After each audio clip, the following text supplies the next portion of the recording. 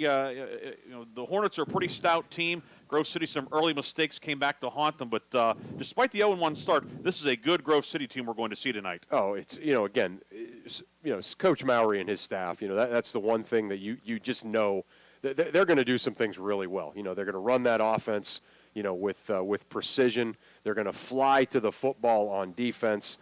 They have a talented returning quarterback in Logan Brees, who had to throw the ball 31 times last week because they got into a bit of a hole early. And, I don't think that's their identity necessarily, slinging the ball all over the place. I think they're better when he's kind of around that 20 pass mark, and they're running that offense to precision. But they got in that hole last week, and they couldn't do what they wanted to do. Curtis Huvis led the way, 74 yards on 25 carries for Grove City. The Eagles tonight, Chris, the offensive line is the quintet up front. It's different and not by choice. Senior center Matt Howard, who's a 2-year captain for the Eagles, injured in practice Wednesday night. He's out tonight. Gage Lugonski, an all-region tackle, was a sophomore last year, second-team all-region. He's moving to center. Max Myford will get the start at right tackle. When we'll hear more from Coach Mowry here in a few minutes about it, but certainly has to be a concern when you're having to change out your center late in the week. Right. And he's also the snapper for extra points and field goals. I was just going to say, the big question will be, he's going to be able to snap the ball to the quarterback.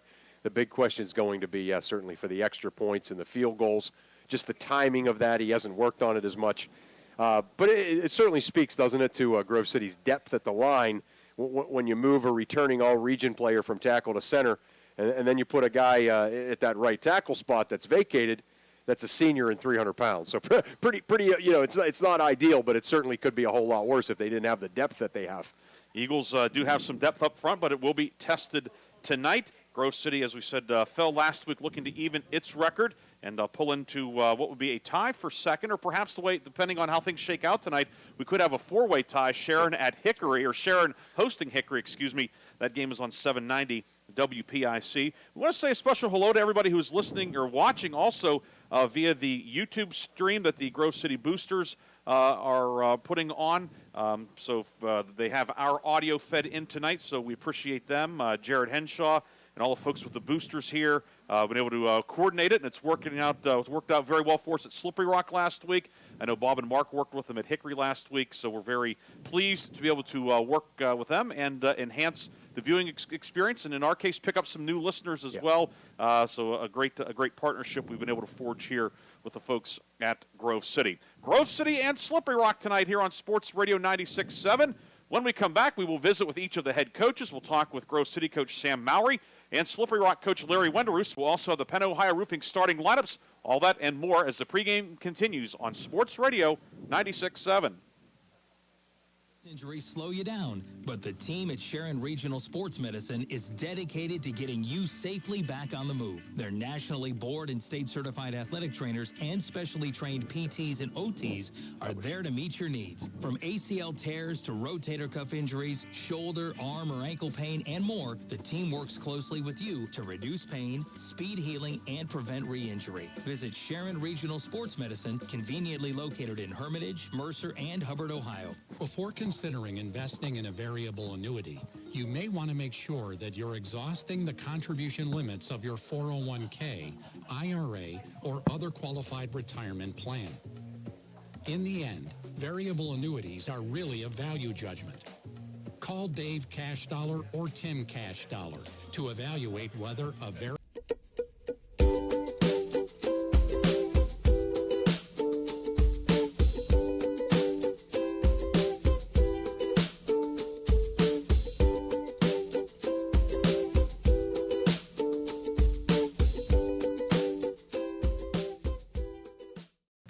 Cashdollar also offers advisory services through Cetera Advisor Networks, LLC, a registered investment advisor.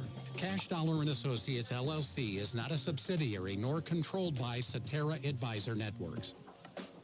Okay, class. Today, we're discussing what does a roof mean to you? It means that I don't get rained on when I'm inside. It means I can play my music loud and the neighbors can't hear it. It allows my family to safely shelter in place. It means that we can be protected protected from outside germs. It's where we can dance through the quarantine. To me, a roof means a home. The Penn Ohio Roofing and Siding Group can help keep your family safe now more than ever. Go to pennohiorc.com to start your installation today. Gilbert's Risk Solutions is an independent insurance agency located in downtown Sharon, offering home, auto, life, health, and business insurance. Proudly serving the Western Pennsylvania and Eastern Ohio regions. Gilbert's offers free consultations and reviews of your home, health, and business policies at any time. Find us online at gilbertsrisksolutions.com or follow them on Facebook. Gilbert's Risk Solutions, service beyond insurance since 1854. Countdown to Kickoff is brought to you by Taylor Kia, Chevy, and Toyota of Hermitage. Get the ultimate shopping experience and hassle-free credit approval. It's time for Taylor. Online at drivetaylor.com. We're back here at Forker Field. The pregame show continues on Sports Radio 96.7. Ryan Briggs here with Slippery Rock coach Larry Wenderus. Coach, on the road for the first time this year in 2020, but a big win for your team last week. I know you talked about one of the preseason keys for your team was the maturity, or going in. You're not sure about it, but it certainly seems like your team has grown up a lot since the start of camp. Well, it always helps when you start at home for the first time, and I think our guys were very comfortable with that. You know, when you open up and you walk out of your locker room and you come to the field, all those things are familiar things. So this is a first, and again, when you have a young team, you got a lot of first, and this is a first. You know, get in a bus, we're dressed when we get here, just getting acclimated to some of the new things of no locker room, hanging out outside before the game instead of getting together as a team. So hopefully, you know, again, we mature with that. We don't use that as an excuse, but our kids are prepared mentally to handle, you know, a tough one in front of us. How was your week of practice leading up to this one? I'm sure coming off a big win, sometimes guys can be a little bit of a hangover from that going into the week, but how did your guys handle that success? Again, you're dealing with young guys, so you never know. You know, we want to say it was a good week of practice. We want to say you know, again, you're always looking to get better as the week goes on, and I think we did that, but again, they're young, so we always have those things at the end of the week. We ask as coaches, are they prepared or are they just young? And, you know, we'll always have that with a young group, but I think we're ready to go. I hope we're ready to go, and we had a good walkthrough before we got here, so I think they're ready to go. Tonight, taking on Grove City, the Eagles are coming off a tough loss. They were on the road last week. It's their home opener. What are some things that concern you about Coach Mowry's team? Well, it's funny. After we did our walkthroughs, I just put the film on again and just to revisit it again. And I probably shouldn't do that on game day because you start seeing all those things that scare you a little bit. And, you know, Coach Mowry does a tremendous job. We talked earlier this week, and, you know, I admire what he does here. I admire the program he's built. And, you know, they're the same. They're going to run the football. They are physical up front. They're big up front, and they're going to run the football. Defensively, they're going to line up at what they do. They're going to move up front. The linebackers are going to fly, and they're going to make plays. So, again, our job is to get them to fly and hopefully miss a tackle here and there, which doesn't happen much against these guys. But, you know, we got to do that offensively, and then defensively, we got to be physical up front to handle what they bring. Coach, always a pleasure. Best of luck tonight. Thank you very much. I appreciate it. That's Slippery Rock coach Larry Wenderus. We'll have more pregame from Grove City after this on Sports Radio 96.7. Could you use $100? Then take the $100 loan challenge at the Grove City Area Federal Credit Union today. Bring your loans to the Grove City Area Federal Credit Union, and they might just put cash in your pocket. Take the challenge, and if they can lower your payment on a loan that you have with another lender, Grove City Area Federal Credit Union will pay you up to $100. Visit the Grove City Area Federal Credit Union or visit their website at gcafcu.org. Grove City Area Federal Credit Union, banking but better. Countdown to Kickoff is brought to you by Taylor Kia, Chevy, and Toyota of Hermitage. Get the ultimate shopping experience and hassle-free credit approval. It's time for Taylor. Online at drivetaylor.com. On Sports Radio 96.7, Ryan Briggs here with Grove City coach Sam Mowry. Coach, the Eagles at home tonight for the home opener. I'm sure it has to be a lot of excitement for you and the boys. Yeah, we're excited to be here at home. First game on the new turf, so we get to break that in a little bit. We were fortunate enough to be able to get some tickets to have some family members in, so boys are excited to get another crack at it this week. Last week, a slow start for your team. You had a chance to maybe get back into the game, some momentum, but what was the biggest thing you took from last week, positively and negatively? And some of the things we were just proud of, you look at that, you look at the game and you look at the score and might not look that close, but some of the things that really stood out to us were things that you have a hard time correcting our attitude and effort. And the kids through that game, whether they were down at the beginning of the game, we fell into a 20-0 hole there. And one thing that they did is they maintained a positive attitude, kept on working, tried to, climb and fight and claw their way back into it. And they didn't quit. So that's one of the things that we were happy with, that their effort for 4 quarters, that was there. So those are things that are hard to correct. Some of the things that are easy correctable are alignment, assignment, and we had, quite a few mental errors there that we've been working on this week trying to clean up.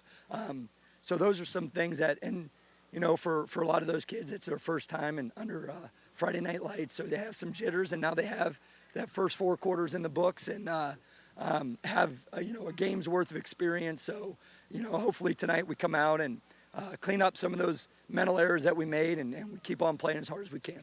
Your offensive line, primarily juniors, but anchored by your senior center, Matt Howard, but he was injured during practice this week. You've had to shuffle things around, and it happened late in the week, so I'm sure that the offensive line tonight is might have kept you up a little bit last night when you went to bed.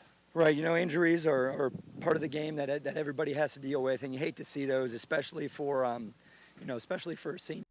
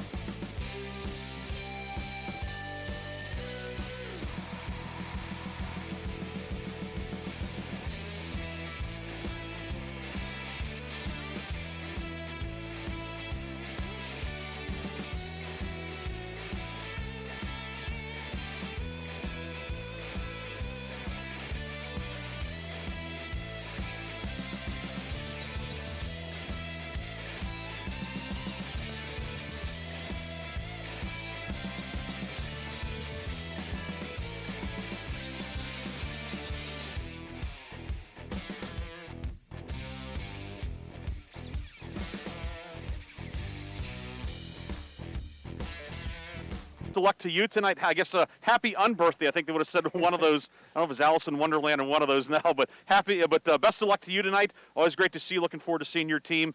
Grove City Slippery Rock. It's always a lot of fun. Thank you. Thanks, Briggsy, for all you do. That's Grove City coach Sam Mowry. We'll have more when we come back on Sports Radio 96.7.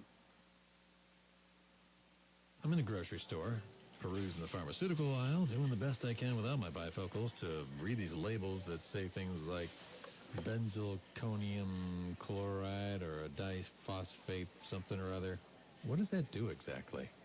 Well, you're certainly not going to get answers in a grocery store, are you? The Medicine Shop Pharmacy in Hermitage has the answers you're looking for. So bring your prescriptions and your questions to the Medicine Shop Pharmacy, East State Street in Hermitage. The first quarter is being brought to you by Sharon Regional Sports Medicine, the area's most comprehensive provider of sports medicine and sports rehab services. And we are back here on Sports Radio 96.7. Ryan Briggs and Chris Birch with you. Just a couple minutes away from kickoff tonight. Grove City and Slippery Rock. Chris, before we get to the Penn Ohio Roofing starting lineups, a quick key for each team. I mean, I think, first and foremost, if you're Grove City, after last week, you're looking to get off to a good, solid start. Don't get yourself into a hole and then have to kind of lose what you do offensively as an identity. If you're Slippery Rock, continue the trend of moving the football, playing great defense, and the big key for Slippery Rock last week, that is the number one key this week, don't make the big killer mistakes. It is time now for tonight's starting lineups, and the starting lineups, as always, are brought to you by Penn Ohio Roofing. Penn Ohio Roofing and Siding. Roofing, siding, windows, and more. Find out more at pennohiorc.com. First, for Grove City, the Eagles will be led by quarterback Logan Brees, a senior. The running back will be Curtis Hovis, a junior. We'll also see Anthony Nemec, a sophomore, at running back. The receivers are Anthony Pereira, a junior. Junior Zach Rogers in the slot. The other receiver, freshman Gavin Lutz. The tight end is senior Zach Martin. Up front at left tackle, Nate Wadsworth, a junior. Left guard is Dylan Winger. He's a junior. Gage Glonski gets the start at center. He's a junior. Junior Cole Hammerman at right guard. And at right tackle is Max Myford, the senior, for Grove City. Slippery Rock's defense, it's a 3-4 alignment. The ends are Justin Schaefer, a senior. He's on the left side. Junior Tony Pelosi on the right side. The nose tackle, Trent Duncan. The linebackers, Brett Galsick is the left outside linebacker. He's a sophomore. On the other side, it's Shane Thompson, a junior. On the inside, Charlie Dugo, a senior, and Evan Long, also a senior. The defensive backs, John Sabo at one corner spot. He's a sophomore. Ethan Plesikoff, a senior on the other side. The safeties are senior Ethan Sarver and junior Ryan Montgomery. The Slippery Rock offense is led by quarterback William Mokel. He is a sophomore, 231 yards last week for Mokel in his first start. Thompson is the fullback. Galsick and Montgomery will rotate at halfback. Plesikov is the split end. Sabo and Earl will also, Brendan Earl, a junior, will also see time at the flanker position. Dugo is the tight end. Brody Galsick at left tackle. He's a sophomore. Schaefer's the left guard. Junior Jacob Humes is the center. Isaac...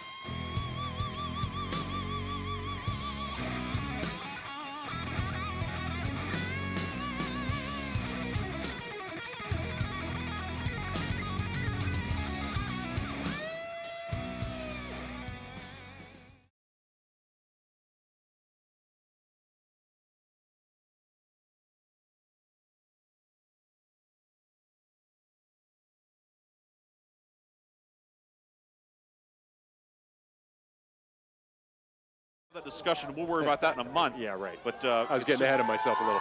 Certainly a big one tonight for both teams. And really the thing we saw last week, the home teams won last week. You want to protect home serve, if you will. Right.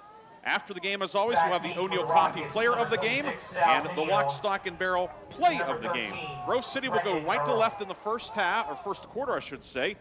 The Eagles will be kicking off. We did not get a report on how the coin toss went, but we know that the Eagles will be kicking off. They won and deferred. They won and deferred. Yeah, they okay. did, right. I was watching. So it will be John Hake to tee it up for Grove City. He scored a goal last night for the Grove City soccer team against Slippery Rock, a 3-0 win. And 2 men deep for Slippery Rock, including Brendan Earl. He's lined up over on the left hash mark. And on the near side for the Rockets, it appears to be... It's Maddox Allen. Maddox Allen, a sophomore, who we did not see returning kicks last week. Hake has it teed up at the 40. Game number 2 in 2020 about to get underway. The lefty has 5 men to either side of him. The kick is a spinner downfield, fielded on the hop by one of the up men at the 25. That's Dugo. Dugo to the 30, and he'll be wrestled out of bounds at the 33-yard line. And that's where the Slippery Rock Rockets will put the ball in play here tonight at Grove City. Yeah, we talked so much last week about Charlie Dugo, a guy that hasn't played every year, that he's been eligible to play, but here as a senior has really become a huge part of this team, particularly on defense, but right there looking very comfortable as he fielded that ground ball and picked up some positive yards on the kickoff. William Mokel at quarterback. He'll have Galsick in the backfield along with Shane Thompson. Ball on the far left hash for the Rockets, who move left to right. Earl inside of Sabo on the near side. 2 receivers to the far side as well. And Mokel back to pass. Throws it out near side, and it is caught by John Sabo, the 44. He is driven back by the Grove City tackler on the near side. That's Lutz, the cornerback, but a pickup of about 10. It will be a first down, or no, it's going to be, gain to the 41. Okay. It will be, they're having some problems with the chains across the way, right. But it will be second and about 2 coming up for Slippery Rock. Another great ball thrown there by Mokel. He can just do things that most high school quarterbacks can't do as far as throwing the football. 2nd and 2. Ball in the near hash, and the give will go to Shane Thompson. Thompson over left guard, cuts upfield, has the first down, and a couple more across the 45 to the 46.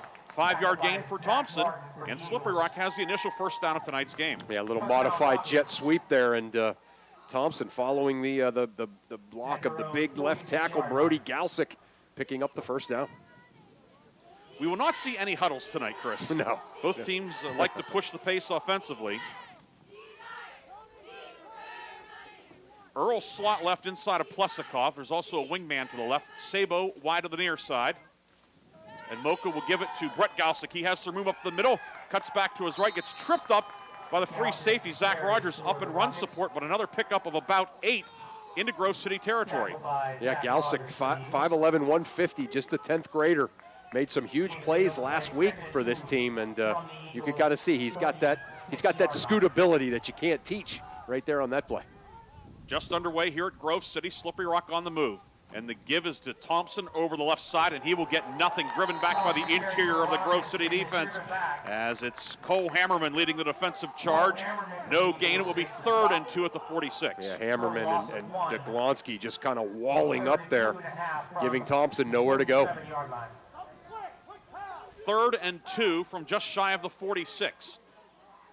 Moko in the shotgun, 2 receivers to the right along with the wingman, and the give will go to Galsick. Galsick dodges a man in the backfield. He'll head upfield and get the first down.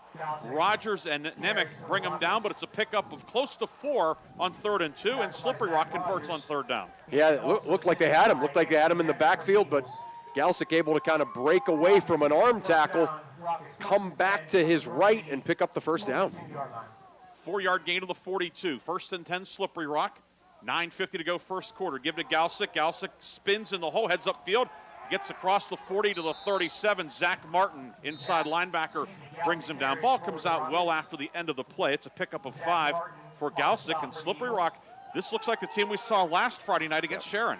You can tell this offensively as a unit, they have a lot of confidence. You know, they put up 27 points against Sharon, and you can tell they got a little hop in their step here to start this game. 7th play of the drive upcoming.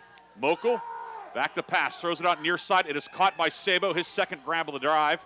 Tackled out at the 28-yard line as it's Pereira and Lutz on the tackle, but 9 more for the Rock. First down, Slippery Rock.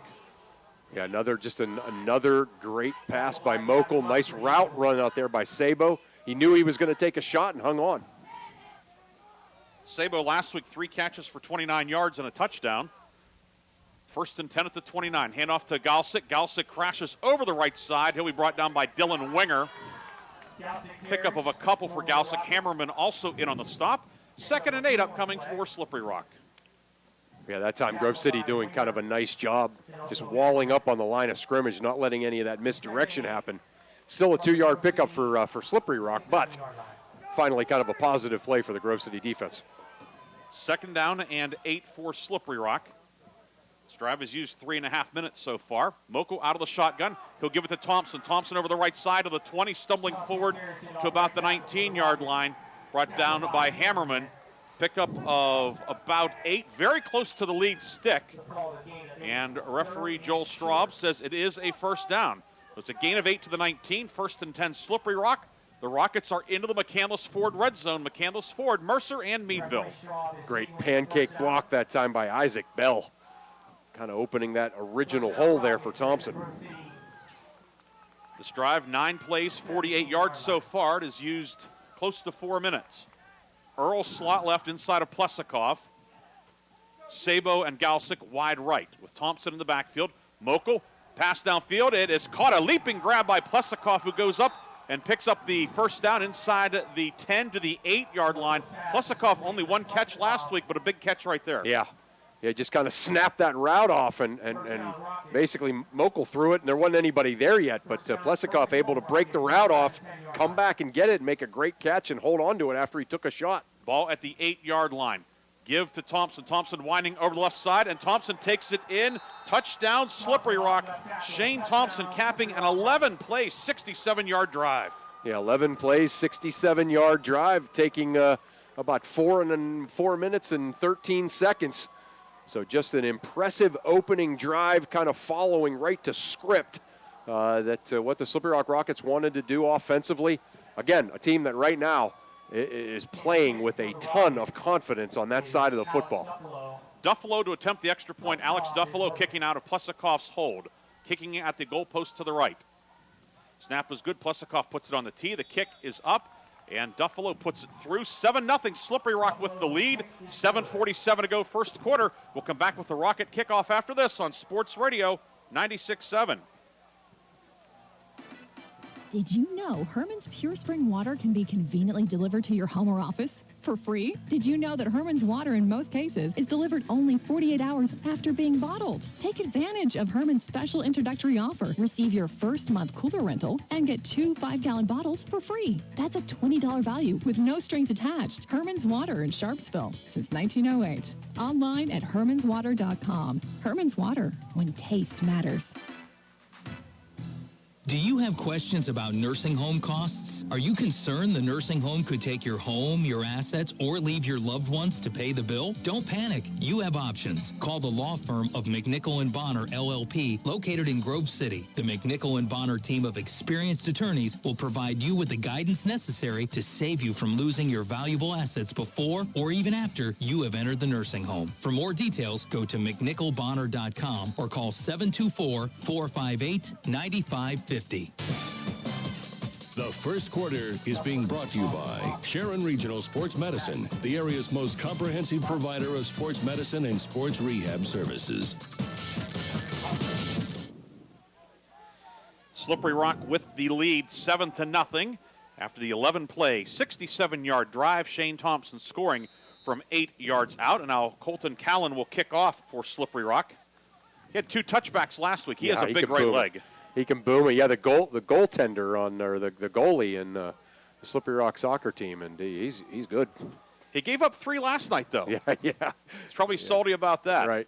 Kick headed downfield, and will be plucked out of the air by Lutz at the 8-yard line, and Lutz will hurdle the man at the 20, gets to the 25. The pile moves forward out to the 27, 28-yard line. That's where Grove City will begin its first drive of the night with 7:41 to go first quarter. Yeah, nice tackle there and by Sal Minio. I thought for a second there Lutz was going to really make something happen once he broke that first wave of tackles. But Minio making sure that it didn't end up being a big play. Still pretty good starting field position for Grove City. Eagles moving right to left in the all-black jerseys. Logan Brees at quarterback. He'll lead this no-huddle attack. Brees Throws a pass out near side over everybody's head, incomplete, intended for Lutz, and it looked like Brees caught a flyer there. Yeah, he did. Yeah, you did. Just kind of slipped out of his hand. Nice route run by Lutz. You could tell that play's going to work for them right there. 2nd and 10. Eagles quickly back to the line of scrimmage. Brees will give it up the gut to Hovis. Hovis across the 30, and he'll get out to about the 32-yard line. Trent Duncan, the nose tackle on the stop, the anchor of that three-man defensive line, and Grove City will have 3rd and about 5 upcoming. Yeah, big play right here for the Grove City offense. Brees throws it out far side, caught by the rangy Pereira. Pereira dodges a man, heads upfield, broke a tackle, dives forward to the lead stick, and it looks as if he will pick up the first down. Sarver had a crack at him, but Pereira able to fight through and get the first down. That was a big play by Pereira right there because it looked like they had him hemmed in, and the last thing Grove City wanted to do was have to punt the football right back to that Slippery Rock offense. So big play by Pereira getting the first down for the Eagles. 1st and 10 at the 32. Brees throws it downfield, tipped up in the air, incomplete, intended for Zach Rogers, the slot receiver. Downfield in coverage, the safety, Ryan Montgomery, 2nd and 10. Yeah, textbook by Montgomery there, just getting the hand up. You can hear some reaction from the fans. They wanted the pass interference, but he got there right on time. That's how you teach it. 2nd and 10 now for Grove City. Eagles quickly back to the line of scrimmage. Give to Hovis up the middle. Hovis across the 40 to the 45. Hauled down by Thompson, but a nice gain. About 7, almost 8 for Hovis. They'll give him 8. It's 3rd and a long 2 upcoming. Yeah, Hovis picking up 74 yards last week. Nice run there. The 46, quick out near side, caught by Lutz. Across midfield, has the first down and more. Tripped up by Plesakoff, and Grove City into Slippery Rock territory. It's a pickup of 7, first down Grove City. Yeah, Lutz, you could see, kind of bounced up, was upset with himself. He shoestring tackle there. He would have run forever. Give up off the left side, to Hovis. Hovis to the 40, give him the 39, a pickup of 6.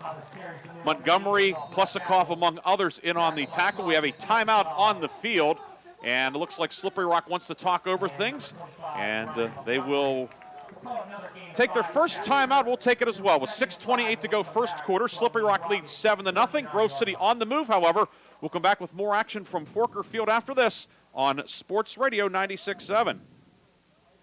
When there's work to do, ground to break, and a reputation to uphold, you need the powerful, durable Kubota RTVX, North America's #1 selling diesel utility vehicle.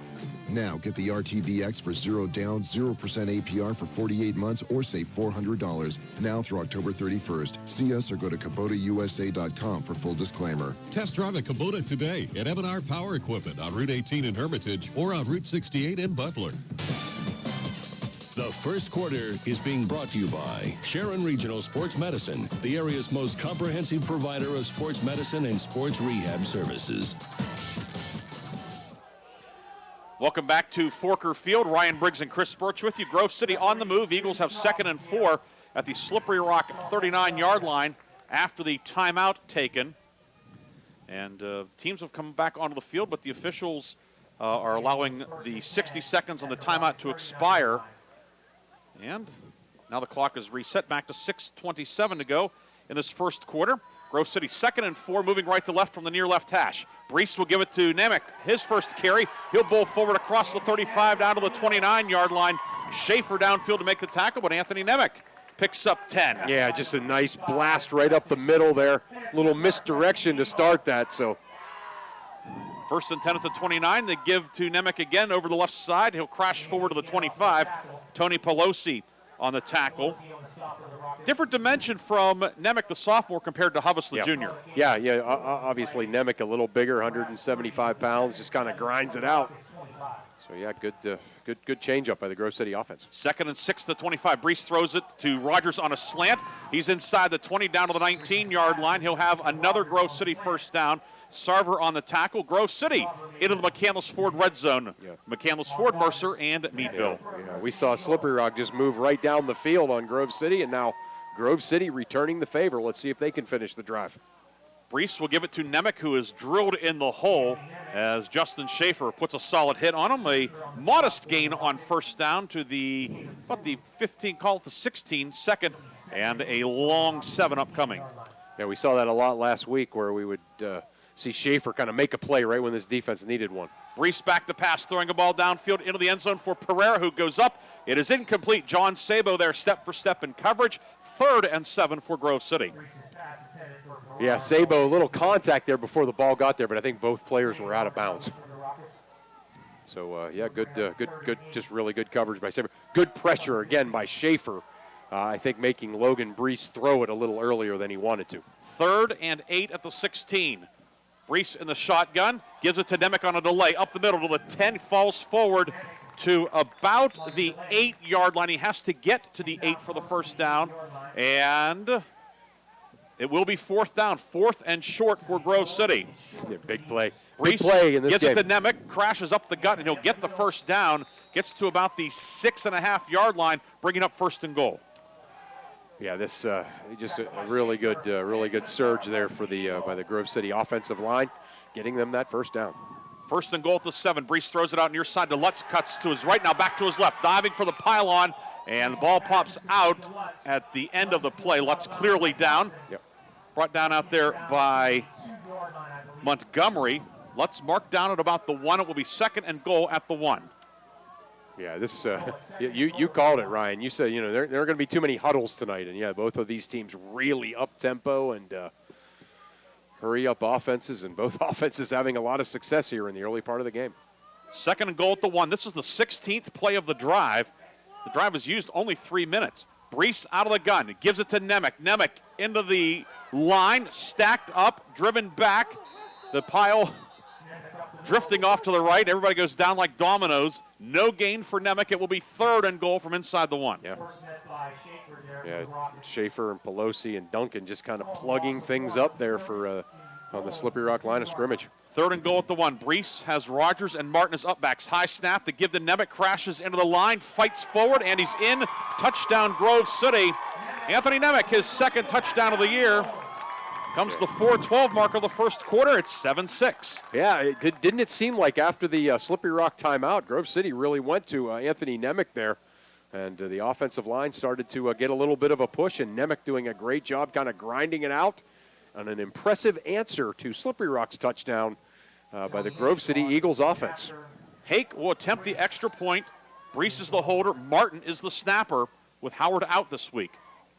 Snap is a 2-hopper. Brees gets it on the tee. Hake's kick is up, and it is good. We're tied at 7. 17 plays, 73 yards on the drive. We're tied at 7. We'll come back with a kickoff after this on Sports Radio 96.7.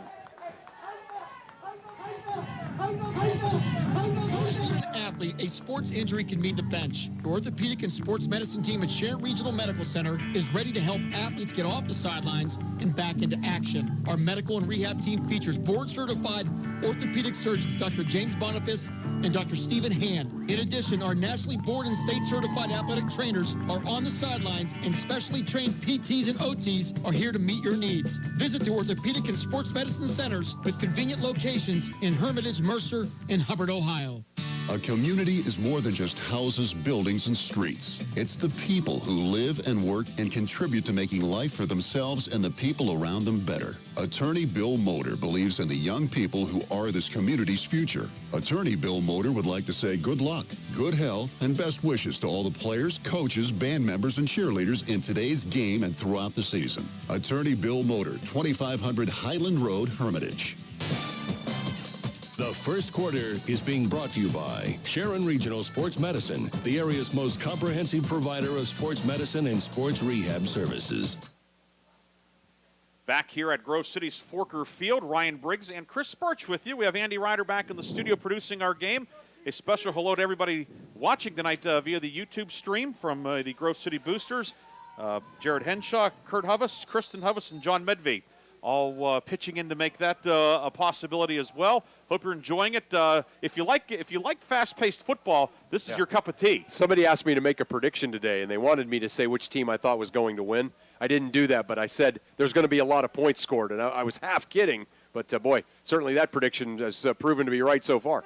John Hake's kickoff downfield, fielded by Allen at the 16, to the 25, to the 30, along the left hash mark, across the 30, and he'll be brought down at the 32. Zach Rogers down on the tackle for Grove City, and that's where Slippery Rock will begin its second drive of the night with 4:05 to go first quarter. Yeah, Maddox Allen, a 5'5", 115-pound sophomore, terrific athlete, really good basketball player, looking good there on that kick return. I like that move, putting him back there. 4:05 to go first quarter. Slippery Rock coming out onto the field. Rockets are moving left to right in the first quarter. The white jerseys, silver numbers and letters, red numbers and letters, red trim. Grove City in the all black with old gold numbers and letters, old gold and white trim. Be interesting to see how these defenses respond now, Ryan. Moko out of the shotgun, back to pass, deep drop, under pressure, flushed out of the pocket. Moko outside the numbers to the 40, to the 45, and he will step out of bounds, and a flag at the end of the play, and maybe for a block in the back on Brendan Earl out there. Yeah. Yeah, and it was, I don't necessarily think that block, accomplished anything. So, yeah, kind of may negate a really good gain there by the Slippery Rock quarterback, who's not necessarily kind of known as a running quarterback, but looked good there, put the ball in his left hand and took off sprinting. But, yeah, I think it's coming back. And it is a block in the back. That will be from the spot of the foul, which was right near the lead marker. So Slippery Rock is going to be around 1st and 10 again, give or take a yard. And the officials will step it off, and actually they're taking it back to the 28-yard line.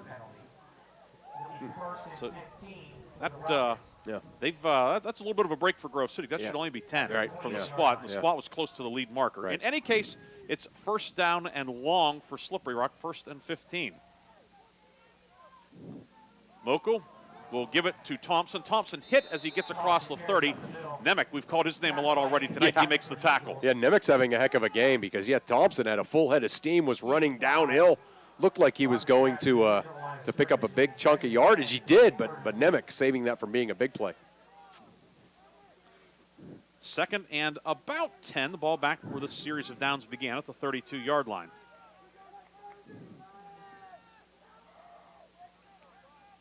Moko in the shotgun. Moko back the pass, throws it downfield, caught by Earl. Earl on the seam route upfield to midfield, who had the first down and more. Big hit from Zach Rogers, who's a little bit slow to get up. A pickup of 18, first down Slippery Rock. Yeah, nice job. Nice, just a great route run there by Earl. Mokel, again, a great pass. You watch some of the balls that Mokel can throw, and you realize what a weapon he is for this team. Rogers checks out. Hayden McCready comes in at cornerback, and that will move Lutz to free safety. Slippery Rock at midfield. 7-7 tie, 3 minutes to go first quarter. Handoff will go to Montgomery, his first carry of the night, trying to get around the left side. He'll get a couple of yards before being brought down on the backside by Zach Martin, the inside linebacker. 2nd and about 8. Yeah, that little modified jet sweep play that they run. We saw Brett Galsick have a couple of gainers on that in the first drive. Trying it with Montgomery there. Better defended by Grove City than they did in the first series. 2nd and 8 at the 48. Moko out of the shotgun, and the give over the right side, bulling his way upfield. That's going to be Montgomery again on the carry. Montgomery gets 7, 3rd and short, upcoming at the 41-yard line. Rockets have to get to the 40 for the first down. Yeah, nice block there by Pelosi. Montgomery, a little scoot right through that hole and picks up a big chunk. Swinging out near side, incomplete pass over the head of Montgomery. Flags thrown by the line judge on the near side. I don't think Slippery Rock was set. I was just going to say it didn't look like everybody was set. This is, don't you think, Ryan, the kind of thing we've talked about, like Slippery Rock 3rd and 1 last week, they almost never made that kind of mistake. You go from 3rd and 1 to 3rd and 6. The penalty is against Grove City, though. The Eagles called for a substitution violation, so it will not be on Slippery Rock. We erred on that, but running people in there at the end of the play. Yeah.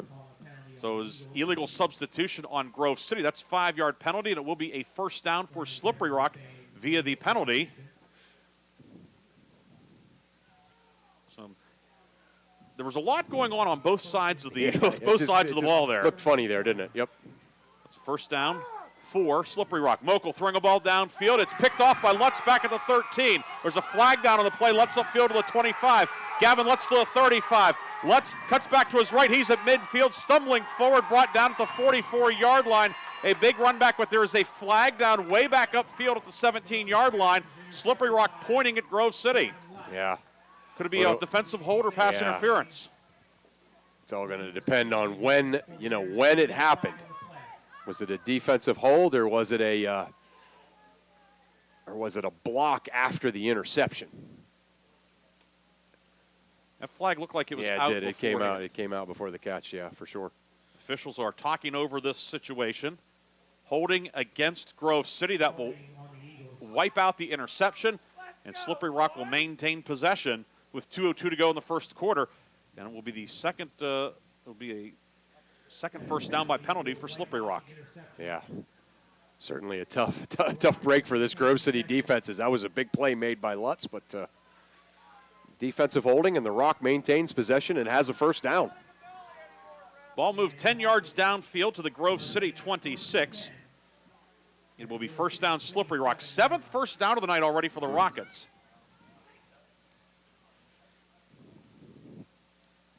Grove City with a late substitution, getting the 11th guy out there. That's Jason Highland at tackle.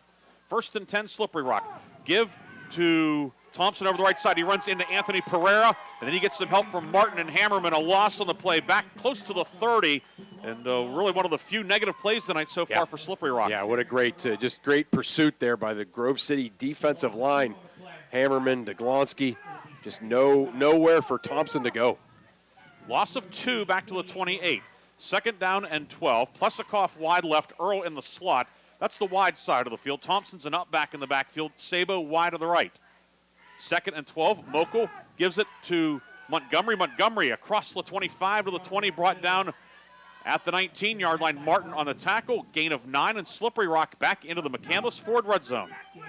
Yeah, Montgomery, he's one of those guys that I talked about. He just looks like he's running with so much confidence here tonight compared to early in the game last week. 3rd and 3 at the 19. A minute to go in the first quarter, tied at 7. Slippery Rock on the move. Mokel in the shotgun, and the give over the right side. That's Montgomery, cuts over right guard, falling forward to the 15. He'll have the first down. Another 3rd down conversion for Slippery Rock, and the drive continues down to the 14-yard line. Yeah, it looked like they kind of had him hemmed in there, but Montgomery able to kind of make something out of nothing and scoot behind right tackle and pick up a first down. 43 seconds to go in the first quarter. Mokel in the shotgun. Galsick to his left. Mokel rolling left to the wide side of the field. Mokel under pressure from Pereira, and Mokel will be sacked. Pereira brings him down back at the 20-yard line. It's a loss of 6 on the play. Yeah. And Mokel was waiting. He was waiting for his receiver to break open there on the far side of the field, and he just held on to the football a little bit too long. Down to 17 seconds to go in the first quarter, and could be the final play of the first period. It will be 2nd and 16, and it appears that Slippery Rock will take things to the other end. An entertaining first quarter of football. Grove City and Slippery Rock are tied at 7. We'll come back with a second quarter after this. You're listening to high school football on Sports Radio 96.7. I'm Karina Deal, and we've been selling cars at Deal Automotive for over 25 years. We work to understand your needs, make you feel comfortable, and that's the core of our success. With dealerships in 5 counties, we're also a proud partner in community events and support local high school sports. We want to be a part of your community. That's who we are. We're Deal Automotive. Our prices bring people in. Our people keep them coming back. When the time is right, check out DealAuto.com and meet our family.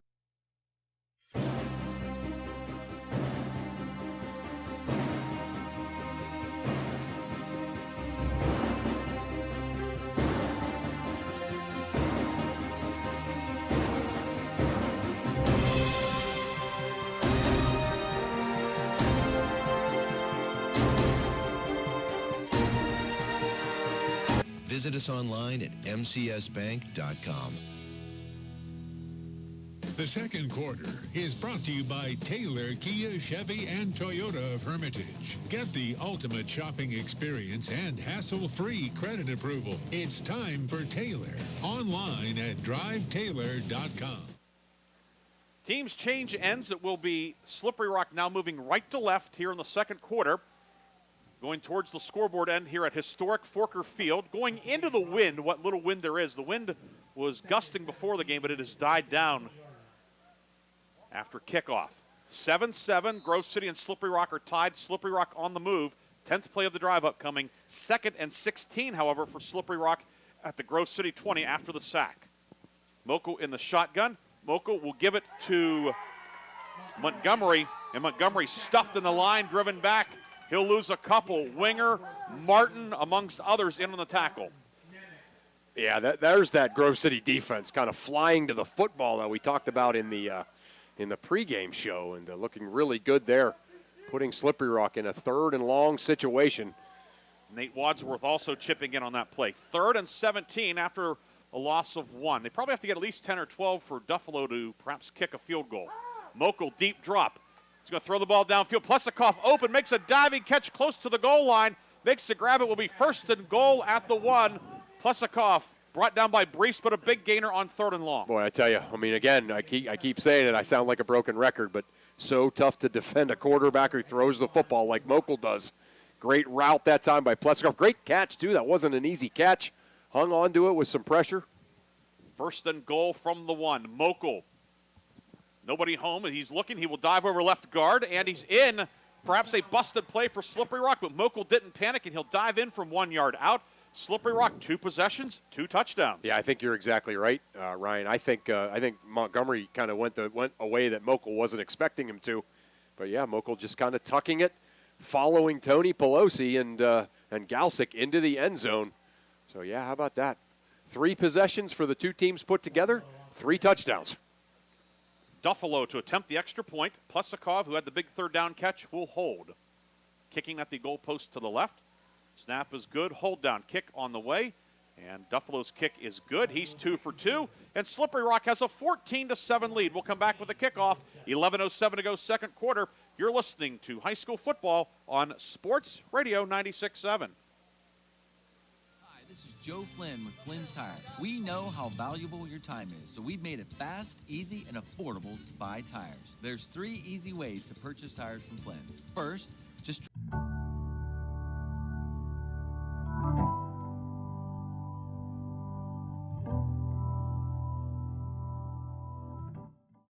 online at flynnstire.com. It's that easy. Just drive in, and Flynn's will get you in right now. And tell them Vinny sent you. So, I'm in a grocery store, perusing the pharmaceutical aisle, doing the best I can without my bifocals to read these labels that say things like benzylconium chloride or a diphosphate something or other. What does that do exactly? Well, you're certainly not going to get answers in a grocery store, are you? The Medicine Shop Pharmacy in Hermitage has the answers you're looking for. So bring your prescriptions and your questions to the Medicine Shop Pharmacy, East State Street in Hermitage. The 2nd quarter is brought to you by Taylor, Kia, Chevy, and Toyota of Hermitage. Get the ultimate shopping experience and hassle-free credit approval. It's time for Taylor. Online at drivetaylor.com. Colton Callan will kick off for Slippery Rock. The Rockets are back on top, 14-7, with 11:07 to go, 2nd quarter, along with Chris Birch, Ryan Briggs here. Andy Ryder back in the studio producing tonight's game. Coming up at halftime, we'll have the Lock, Stock, and Barrel halftime update, as well as a scoring recap, stats, and more. A lot to keep track of here tonight at Forker Field and throughout the area. Callan to kick off, has the ball on the near left hash mark. Lutz and Hovis deep for Grove City back at the 10. Kick downfield, into the wind a little bit. It's fielded at the 10-yard line to the 15 to the 20, and being brought down on the near side is Curtis Hovis, the starting running back for Grove City. And the Eagles will take over at the 20 with 11:02 to go, 1st quarter. Chris, you have a couple of scores to squeeze in before this Grove City offense gets I do. back out there. Wilmington and Farrell are tied 7-7 in the game on 790. Hickory and Sharon, another good one in 3A. They're tied 7-7. Reynolds up 12-0 on Mercer. Lakeview on the board first in their game. They're up 7-0 on Cochranton. Grove City with the ball at the 21-yard line, 1st down and 10, and the give is to Hovis. Squirts through a hole out to the 25-yard line. Tripped up by Evan Long, the linebacker, but a gain of 4 for Hovis. It will be 2nd. Now they respot it back to the 24. Call it 2nd and 7 at the 24. Brees hands it off again. It's Hovis over the left side. Hovis driving the legs. The pile pushes forward. He'll be about a yard shy. Curtis Hovis picks up about 5, almost 6, 3rd and a yard coming for Grove City. This Grove City offense certainly picking up a lot of traction in that first touchdowns drive. Give over the left side. That's Hubbs, and he is stacked up short of the line to gain. Had to get to the 31, and he'll only be at the 30. Yeah, big Trent Duncan kind of pushing the pile over to Schaefer. Schaefer making the tackle there behind the line of scrimmage. Grove City keeps the offense on the field for 4th and a yard from the 30-yard line. Brees give the Hubbs slams into the pile, fights forward, and he will get the first down. Needed a yard and got perhaps a yard and a half. Yeah. Good push by the Grove City offensive line. Eagles. That was a pretty big gamble there for Coach Mowry, and going for it early and gets it. 1st and 10, Grove City at the 32.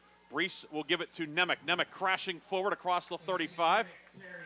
Out to the 38-yard line. Pick up a 6 for Nemec, who has been running the ball well tonight. Yeah, he really has. Again, this Grove City offense, doing what they do, kind of just slowly, methodically picking their way down the field. 2nd and 4, Brees back the pass. Now flushed out to his right. Looking under pressure from Galsick. Pumps. Brees in trouble, and he'll be hauled down from behind. Brett Galsick, a big loss on the play, a loss of 9 on the sack. And Brees appears to be shaken up as he went down awkwardly, grabbing at his right leg. That did not look good. No, that didn't look good at all. Yeah, Galsick just kind of getting a paw up there, bringing him down.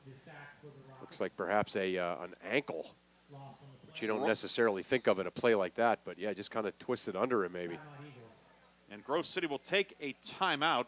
And it's an actual timeout, but you can also say it's an injury timeout. Yeah. And this injury timeout is brought to you by the orthopedic and sports medicine team at Sharon Regional. Zach Rogers would probably be the backup quarterback. He's the kind of the Swiss Army knife for the Eagles. But we see Brees staying out there. Grove City taking its first timeout of the night with 8:59 to go in the first half. Yeah, again, it looks like some kind of a foot or an ankle problem. Brees certainly has shown himself to be a really tough kid about little dings, and hopefully that's one he can just kind of shake off. Brees, a District 10 qualifier at 138 pounds last year, went 24 and 15 for West Phipps Matt Men at Grove City. He'll stay out there for this 3rd and 13 at the 29, and now confusion as I don't think the ready for play was given. The back judge kind of gave a motion with his hand and said, "We're not ready." Okay. The officials weren't ready. Some of the players were ready. Some of them were not. So we'll try it again. Good. 3rd and 13. Yeah, good job by the officials there stopping that. Brees back to pass. Brees has time. Now pressured by Duncan, and Brees goes down again. Trent Duncan, his 2nd sack of the year. Thompson getting a piece of him as well. Grove City will have to punt it away. Yeah, Duncan has been just a great, kind of everyone. You talk to any of the coaches about who's been like a kind of a great surprise for them.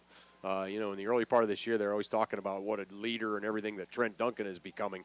Great play there by them, and Slippery Rock about to get the football back here. Hake to punt. He punted 4 times last week, averaging 33 yards per kick. Martin is the snapper. Hayden McCready is the up back. Snap a little bit high. Hake makes the grab, and the kick is away. It's a line drive spinner. Hits it midfield. Rolls to the 40, to the 35, and it will run out of steam at the 32-yard line. An 18-yard roll on that will turn out to be a 43-yard punt, a net of 43 also, and Slippery Rock will begin this drive at its own 32, leading 14-7, 8 minutes, 6 seconds to go in the second quarter. Yeah, a lot of pressure there from Ryan Montgomery on the edge. Hake doing a nice job getting that punt off. Slippery Rock's going to set up shop on their own 32. So far for the Rockets, 2 possessions, 2 kind of medium length to long drives for touchdowns. Rockets 130 yards of offense already tonight. And as Chris said, 2 possessions, 2 touchdowns. This one will begin on the near hash mark as Slippery Rock moves right to left. Sabo goes wide right. Galsick will be in the backfield with William Mokel. Plusikoff and Earl wide to the left on the short side of the field. Mokel in the gun. Gets the snap from Humes. Mokel gives it to Galsick. Galsick cuts upfield, runs into the teeth of the Grove City defense, and will get very little as Grove City had that one diagnosed. Martin in there amongst others for Grove City. Jason Highland also in the neighborhood. 2nd and 10. Yeah, just nowhere to go, right? The Grove City defensive line kind of threw off their blockers and nowhere for Galsick to go. Nice job by the Grove City D-line. Galsick checks out. Thompson comes back in for this 2nd and 10 play. 4 receivers for Slippery Rock, 2 men to either side. Moko in the shotgun. 4-man front from Grove City. Moko on the delay gives it to Thompson. Thompson over the left side, bulls his way forward to the 35, a pickup of 3. Nemec helped sniff out that play. Also in there was Dogonski. 3rd and 7 for the Rockets. Call it 3rd and 6 as maybe a bit of a favorable spot there for Thompson to the 36. Yeah, certainly big play right here. Certainly Grove City would love to force a 4th down here, get the football back. Moko 5 of 5 tonight for 65 yards. He's in the shotgun on 3rd and 6. Moko rolls right, throws it downfield, caught on a comeback route for the 1st down by Sabo. Sabo knocked out of bounds around the 45-yard line. Sabo with his 3rd grab of the night, and Slippery Rock converts again on 3rd down. Yeah, Moko, we've seen him have a lot of success rolling to his right. And all kinds of receivers out here doing such a great job. Earl and Plesikoff and Sabo, just a great trio of receivers. Gain of 11 on that 3rd down play. 1st down for Slippery Rock. Rockets are 4-4 on 3rd down. The give is to Thompson. Thompson across, or over right guard, I should say, gets to the midfield line where he is dropped there. Pickup of 3 for Shane Thompson. Thompson had that big 33-yard touchdown run last week. That's right. That got Slippery Rock on the board. Yeah, that kind of really got that kind of woke the offense up with all that confidence. Ball at midfield, 2nd and 7 for Slippery Rock on the far right hash mark. 2 receivers on either side of the formation. Moko back to pass, throws it downfield, incomplete. Intended for a streaking Montgomery who was open, but Moko a little bit too much steam on that one. Right. Yeah. I mean, that's, Moko, he's got a cannon for an arm. Sometimes he needs to throw a changeup, and he throws a fastball. First incompletion of the night, and it will be 3rd down and 7. As we said, Slippery Rock 4 for 4 on 3rd down so far tonight. This one's 3rd and 7 from the 50.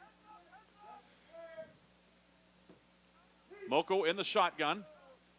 Moko back to pass. Moko steps up, he's hit, and he'll be sacked. A loss on the play. Winger finished him off, and the initial contact by Nate Wadsworth. It's a loss of a couple on the play. 4th down, and Slippery Rock will send out the punt unit. Yeah, great coverage back there, and just nobody open for the Rockets. And that pocket collapsed fast. Moko was still looking down the field, and just well defended there by the Grove City defense. Alex Duffalo will punt. 2 men deep for Grove City. Rogers and Lutz, they stand back at the Grove City 20. Duffalo had 1 punt last week. It was a 28-yarder.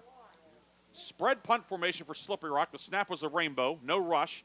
Duffalo, high spinner. Rogers comes up and makes the fair catch at the 27-yard line. A 25-yard punt, no return, and Grove City will take over. 5:34 to go in the first half. Slippery Rock leads 14-7, and both defenses punching back. Right, finally, right, yeah. Yeah, we saw the first 3 possessions of the game result in touchdowns, and both defenses finally putting a stop, one stop each for the defense. Now the Grove City offense back out onto the field, see what they can do. Ball spotted at the 29-yard line to begin this drive. 1st and 10 for Grove City, moving left to right. Brees back to pass. Brees throws the slant, and it is caught by Pereira. Had Sabo draped all over him, but Pereira, the big target, makes the grab. It's a gain of 12, 1st down Grove City. Yeah, Pereira just kind of reached out with those big mitts of his, those big paws. Able to rip it out of Sabo's hand and hang on to possession. 1st and 10 at the 41.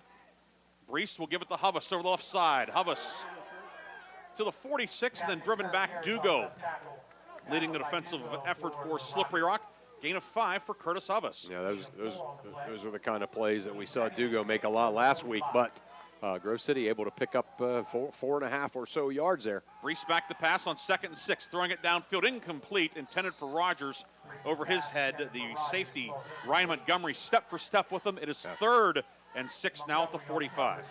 Yeah, nice textbook coverage there by Montgomery. Good to see Brees is okay. You can just kind of see he had to really plant and throw there. So he is he's all right. 3rd down and 6. The Eagles tonight, 3 of 6 on 3rd down. And the give is to Nemec over the right side. Nemec cuts back to his left, gets the midfield, dropped by Dugo at the 49, and it looks as if he's going to be very close to the lead stick. The line judge on the near side says move the chains, but he's short. Yeah. He is short. It's 4th and a foot. Now the chain gang is moving. Yeah, but you got one that said it wasn't and one that said that it was. Yeah. we have a pretty good view here, and that's a break for Grove City, no doubt. Nemec picks up 4 across the 45 to the 44. Give him 5, actually. Anthony Nemec running hard and picking up some nice first down yardage. Yeah, Nemec is really playing well here. 2nd down and 5. Brees back to pass, throwing the ball deep downfield, looking for Pereira, who goes up, makes the grab at the 10. He's knocked out of bounds by Sabo. A big gainer for the Eagles. Grove City back into the McCandless Ford red zone. Yeah, you can see Pereira just on an island over there with Sabo. And Sabo just a little bit of a hesitation stutter step to make sure that wasn't a run. And Pereira got behind him. Nice ball thrown by Brees. And a slippery rock man down back upfield. That's Thompson. That's starting linebacker and fullback. He is on his back at the 26. This injury timeout is brought to you by the Quick Med Walk-In Clinic in Hubbard, Ohio. The Quick Med Walk-In Clinic is now open Monday through Friday from 8 a.m. to 5 p.m. and Saturdays.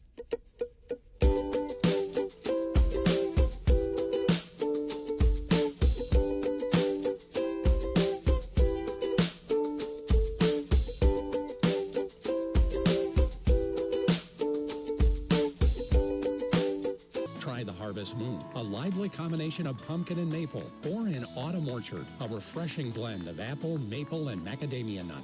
Also new this fall at O'Neill Coffee, the pumpkin apple cider and the pumpkin chai milkshake. Grab a bag of pumpkin spice or Autumn Harvest coffee to enjoy at home. Don't forget, you can pre-order on the O'Neill app and pick up curbside, next to the post office in West Middlesex, or online at o'neillcoffee.com. The second quarter is brought to you by Taylor, Kia, Chevy, and Toyota of Hermitage. Get the ultimate shopping experience and hassle-free credit approval. It's time for Taylor. Online at drivetaylor.com. 1st and goal from the 8, a high snap. Brees goes up and grabs it. By the time he grabs it, he is brought down to the backfield by Brett Galsick, a loss on the play. It seemed like either the ball was snapped earlier than he thought it was going to, or it was just a high snap, and by the time he hauled that bad snap in, he was getting crushed by Brett Galsick. Loss of 6 back to the 14. Brees throws it downfield. Caught. Touchdown, Grove City. Gavin Lutz puts the hands out and brings it in. It's a 14-yard touchdown pass from Brees to Lutz, and what a play by Gavin Lutz. Hey, I'm not sure you could defend that any better than Plesakoff did. Lutz just made a big-time play. Fingertip catch, diving catch. And, yeah, great execution, great ball thrown. 14-13, and now John Hake on to attempt the extra point. Brees will hold. Martin's previous snap was a two-hopper back to Brees, but Hake was able to make the conversion. This to tie the game with 4:03 to go in the first half. Kicking at the goalpost to the right. Snap a little better. Hold good. Kick on the way. It is up, and it is good. John Hake ties the game at 14. 4 minutes, 3 seconds to go in the first half. Slippery Rock and Grove City are knotted up at 14. We'll come back with the kickoff after this on Sports Radio 96.7. Rockets 14. You know, Herman's Pure Spring Water can be conveniently delivered to your home or office for free. Did you know that Herman's Water in most cases is delivered only 48 hours after being bottled? Take advantage of Herman's special introductory offer. Receive your first month cooler rental and get 2 5-gallon bottles for free. That's a $20.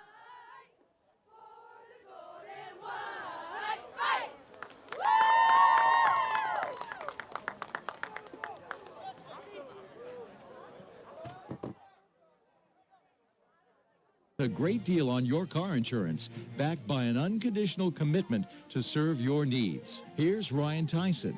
Not every situation's the same, and we really pride ourselves on evaluating the big picture to choose the best carrier. The Reinhardt's Insurance Agency. It's not the insurance they sell. It's the service that makes them better. The Reinhardt's Insurance Agency, East State Street, Hermitage, or online at www.reinhardts.com.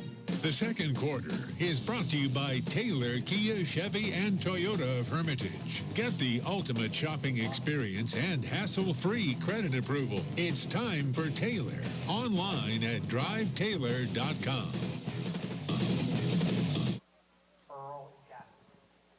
back here at Grove City. An entertaining first half. Grove City and Slippery Rock are tied at 14. Grove City getting ready to kick off. John Hake has the ball teed up at the 40-yard line. 2 men deep for the Slippery Rock Rockets, and they are waiting back inside the 15-yard line. It's Brendan Earl on the near side and Allen on the far side. It's a squibber up the middle of the field, ball bouncing around, and it's fielded by an up man for Slippery Rock at the 35-yard line, corralling that ball. Yeah, it's Maddox Allen again. Okay, that's Maddox Allen. Sal Minio was deep for Slippery Rock that time, 28 as opposed to number 26. Right. In that far corner, it was a little hard to discern the jersey number. Yeah. But it is Slippery Rock taking over. 1st and 10 at the 35-yard line. 4:02 to go in the half. Each team has 2 timeouts remaining. Yeah, it is. From the press box, the locker room side far corner is the toughest place to see, really, in the whole field. And then a 6 and an 8 sometimes look alike. Right, that too, yeah. But I think we're nitpicking a bit, though. Yeah, correct. Slippery Rock has the ball at the 35, 1st and 10, moving right to left from the middle of the field. Back to pass, Mokel. Mokel under pressure. Mokel flushed out to the right, looking, throws on the run, and caught by Thompson along the far sideline. A gain of 12 for Shane Thompson. Yeah, that's the other thing that Mokel has shown the ability to do is move around back there once the pocket breaks down and find these guys down the field. Just again, he sets his feet and lets that thing fly. It is a ball you don't normally see in high school football. Mokel 7 of 8 for 88 yards, 4 different receivers tonight. Mokel in the shotgun, play action, throwing it downfield, incomplete over the head of Plesikov. Coverage out on the near corner for Grove City by Trey Resner, sophomore. Will be 2nd and 10 now for Slippery Rock. 3:41 to go in the half. Yeah, right. Look, it almost looked like Resner didn't know whether to, go to hit the receiver or try to intercept the football. He's mad at himself afterwards. Kind of got caught a bit in no man's no man's land. Yeah, he kind of clapped his hands afterwards, like I should have hung out and waited for the football. 2nd down and 10 for Slippery Rock at the 47. 3 receivers left, 2 to the right. Mokel alone in the shotgun. Gets the snap. Mokel setting up a flanker screen near side, incomplete over the head of Plesikov. It will be 3rd and 10 for the Rockets. Yep. Credit that with the pressure that Grove City was able to get on Mokel there. If he had time, he would have got there. That was Nate Wadsworth coming in from that defensive end position, putting pressure on Mokel. He had to throw the ball sooner than he wanted to. Well, we've called Wadsworth's name quite a bit here the last few plays. He's playing well. He really is. Yeah, he's kind of making things happen for this defense. Slippery Rock facing 3rd and 10 from its own 47. Mokel in the shotgun, 2 receivers to either side. 3rd and 10. Mokel back to pass, throws it downfield. Caught by Plesikov at the Grove City 40. Has the first down and more. Gang tackled down at the 36 by Nemec and Martin. Lutz also in on the stop, but another big 3rd down catch for Ethan Plesikov as he will pick up 13. Actually, they'll give him it'll be a gain of 17, to the Grove City 36. But Plesikov does such a great job coming back for the football. And Mokel, once again, just right on the money, throwing it to a target. Mokel alone in the shotgun, 3 receivers to the right. Mokel across the middle, caught by Plesikov at the 30. Plesikov driving forward, then he is driven back by Nemec, Havas, and Resner, but pickup of close to 10 for Plesikov. It will be 2nd down and short. Call it a 9-yard pickup for the senior Plesikov, who had a very nice year last year. Yeah, he's a really good athlete and has been huge here in that wide receiver position. He's got to love it that he's got a quarterback targeting him all the time. Mokel will give it to Thompson, the fullback. He will bowl his way over left guard, runs into Nemec. Needed a yard and didn't get it. No gain on the play. Right. 3rd down and a long yard for Slippery Rock. Nemec, kind of to use your line you like to use. Nemec a little bit out of that central casting for linebacker spot there, looking really good. If he's 175, I want to get on that scale, I can tell you that. 3rd and a long yard for the Rock. Mokel in the shotgun. We'll give it to Galsick. Galsick dives forward in the middle of the line, and it looks as if second effort will give him the first down. Jason Highland hit him in the hole. Some guys get tangled up at the end of the play, but incidental. And Galsick able to fight forward and get the first down at the 25-yard line. Yeah. Galsick is, one thing about him is he's a competitor. That's the thing. He's not real big, but he gets into a scrum like that, he's going to compete.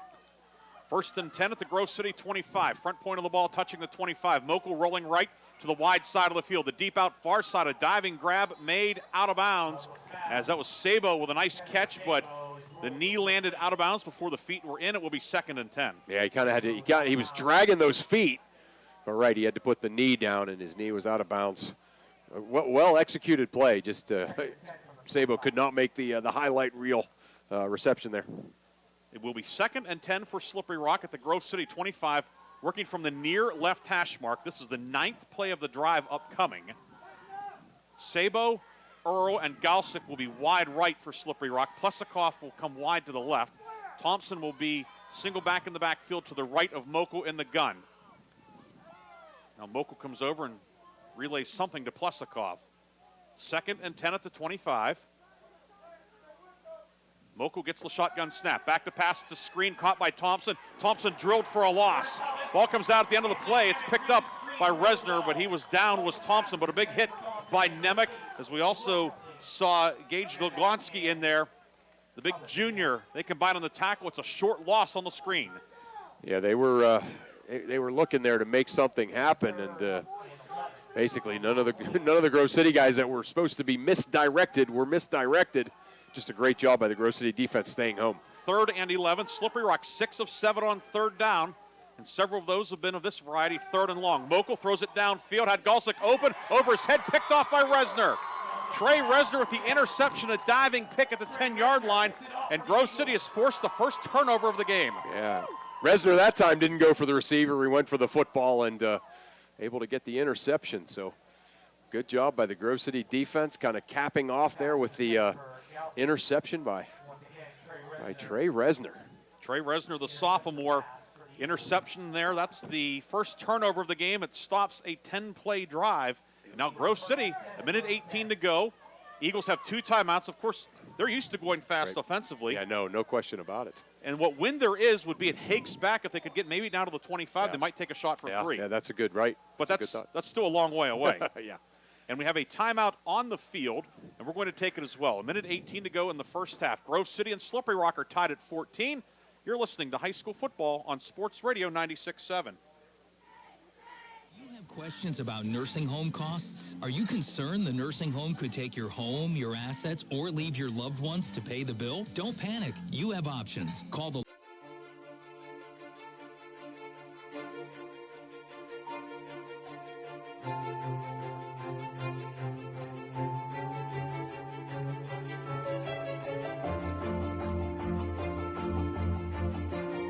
or call 724-458-9550. The second quarter is brought to you by Taylor, Kia, Chevy, and Toyota of Hermitage. Get the ultimate shopping experience and hassle-free credit approval. It's time for Taylor. Online at drivetaylor.com.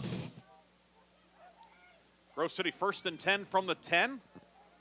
And the handoff in the middle of the line on the carry for Grove City. That will be Hubbas. Hubbas will be thrown for a loss on the play of close to 2. It will be 2nd down and 12 back at the 8-yard line. Grove City took the timeout. Now the Eagles appear content to let the clock wind down. Slippery Rock does have 2 timeouts remaining. But right now, Grove City content to use clock. Of course, last year in high school football, they went to the 40 and 25 clock instead of just 25 on every play. High snap, and Brees will give it to Hubbas over the left side. Gets back to the original line of scrimmage and picks up 2 more to the 12. And Slippery Rock will take its 2nd timeout with 33 seconds to go in the half. We'll take a 30-second break and come back with Grove City's 3rd down play in a 14-all deadlock. You're listening to second quarter action on Sports Radio 96.7. You know that Mancino's Driving School can give you your driver's test? That's right. Mancino's Driving School provides an approved Pennsylvania Department of Education certified driving course as well as behind-the-wheel training. Mancino's Driving School offers one-on-one, on-the-road driving lessons 7 days a week with day and evening hours. They use only certified driving instructors that have undergone extensive background investigation. For details or more information on adult training, go online to mancinosdrivingschool.com. The second quarter is brought to you by Taylor, Kia, Chevy, and Toyota of Hermitage. Get the ultimate shopping experience and hassle-free credit approval. It's time for Taylor. Online at drivetaylor.com. Grove City 3rd and 8 from the 12-yard line. Brees in the shotgun. Brees back the pass, throwing the ball downfield, intended for Pereira, who turned the other way. Incomplete. Stops the clock with 29 seconds left. Right. Slippery Rock does not have to use its final timeout. Yeah. Yeah, and here we go again. Again, not to point out the obvious, but again, Grove City not been great with the snaps, and their usual long snapper Howard, of course, out for tonight's game. So, going to be imperative that Grove City gets a good snap here on a 4th and 9 play for their punter. Hake will be punting from the end zone. Galsick is back at the Grove City 37, awaiting the Hake kick. There's a little bit of pressure on the last kick as well from Slippery Rock. Yeah. See if the Rockets come after him. Snap was a one-hopper, fielded nicely by Hake. The lefty gets the kick away. It's a spinner downfield. Hits at the 45, rolls upfield to midfield into Slippery Rock territory, and it will roll to the 42-yard line. 13 yards on the roll. Officially, that punt will be a 47-yarder. Right. So 2 kicks tonight, an average of 45 for Hake. I tell you what, a punt with 20 seconds to go in the half is probably not going to be a candidate for the lock, stock, and barrel play of the game. But that was a big play right there for Grove City, because if he muffs it, if he doesn't field that, the snap that he had to scoop up, and Slippery Rock gets the ball at the Grove City 30 or something, that could have been a big swing of events. But Hake, making it real tough here for Slippery Rock to score with this little time left, and kind of bails out his defense. Ball put down at the 41, so give Hake a 48-yard kick tonight on that one. His first one was a 43-yarder. Slippery Rock has it at the 41. Rockets have 1 timeout left. Of course, the clock stops on a first down momentarily. Moko in the shotgun. Moko back the pass, setting up the screen, and incomplete, intended for Thompson, who was lost in the shuffle. He had some blocking, but yeah, I don't know what happened there. Yeah, the Thompson looked like he was running down the field, blocking with the other lineman. Moko was looking for him. It will be now 2nd down and 10. Clock with 12 seconds to go in the half. Yeah, that could have been. That play could have gone a long way. He had 3 blockers in front of him, and there were not many guys in No, black jerseys. all the other black jerseys were down the field. 3 receivers to the right. Plesikoff wide to the near side on the short side of the field, outside of the numbers. 2nd and 10. Moko rolling right. It's an option pitch over to Thompson. Thompson around right end, and he is knocked out of bounds along the far sideline. That will stop the clock with 2 seconds left. Clock continues to run. I think they may put a few seconds back on the clock. The buzzer went off, but I don't think that ended the half. No, because he went out of bounds with about 4 seconds left. Officials will come 2 seconds, over yeah. and 4 seconds. Okay. line judge Travis Zischlag puts up 4 fingers and says put 4 seconds up. So we will have time for one more play, barring a defensive penalty. Ball at the 42-yard line. And Grove City does have a timeout, so Slippery Rock just can't take a knee here.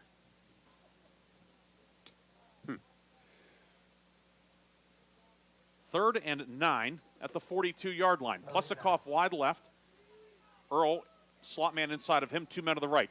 And Mocha will give it to Thompson. Thompson is dropped at the 41-yard line. And now we've reached the end of the first half. A good first half of football here at Forker Field, back and forth. We've had some offense, had some defensive plays. All in all, 14-14, exactly what you expect with Grove City and Slippery Rock. Right, you thought maybe early in the game when on the first 3 possessions, 3 touchdowns, that hey, this thing was going to be kind of a shootout, but the defense has kind of made some adjustments and came back, and so here we are, kind of knotted up here at halftime and kind of right back where we started. So going to be a great second half of a game we knew was going to be a close game.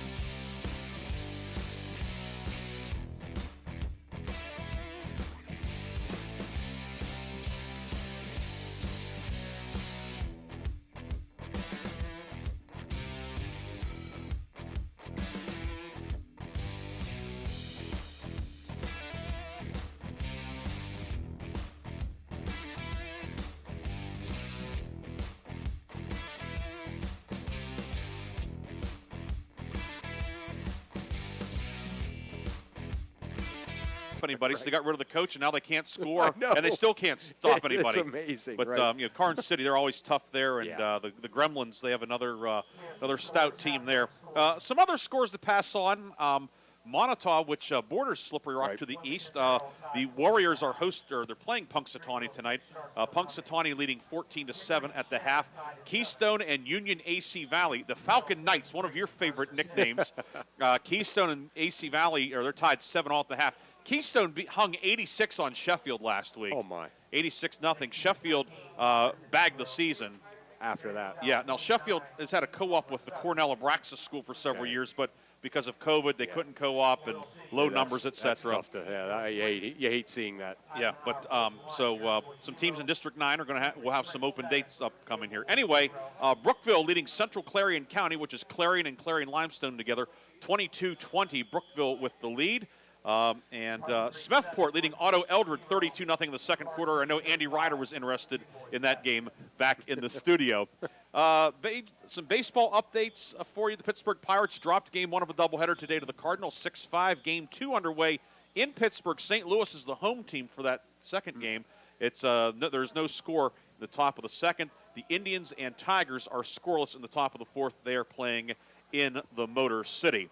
Our score, 14-all. Grove City and Slippery Rock are tied up. We'll come back with the third quarter after this on Sports Radio 96.7. Hi, this is Joe Flynn with Flynn's Tire.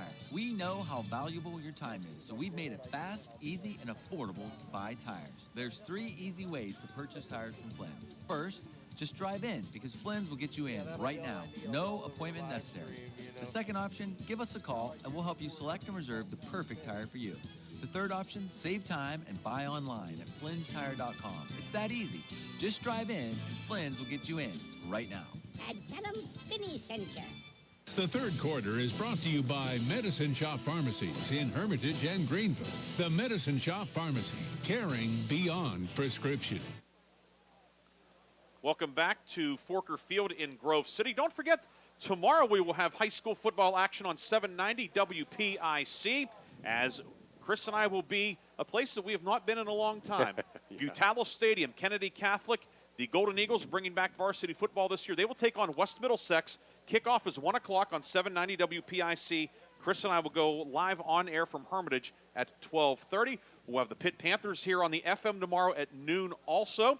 And with Pitt starting at noon tomorrow, that means that Coach's Corner will be on, but it will be on an hour earlier, 8 a.m. to 10 a.m. here on Sports Radio 96.7. George Abraham and Albert Campman. They'll have to go to bed a little earlier. Coach is going to have to. He's going to turn off some of those West Coast games or something and go to bed early. But that's Coach's Corner on here on Sports Radio 96.7 tomorrow, starting at 8 a.m. Each of the next 2 weeks, it'll be 8 to 10, and then they'll go back to their normal 9 to 11 window. And Chris and I will have Kennedy and West Middlesex at 12:30 tomorrow on 790 WPIC.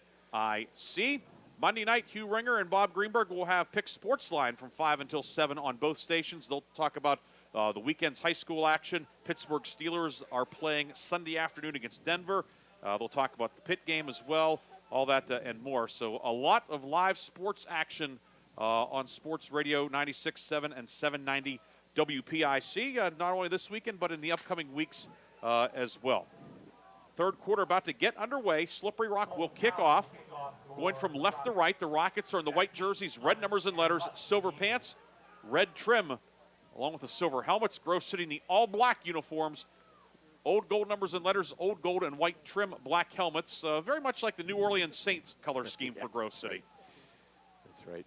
Yeah, I remember when they made the transition to Vegas gold, there were some people that were like, what is this? But yeah, it's kind of the gold color that they had in the old days, the 60s and right. into the 70s. Then in the 80s, it kind of shifted to what you'd call the Pittsburgh black and gold. Right. And now they have gone back, and both teams look sharp. We can see the jersey numbers, which is we always that's like always that. paramount.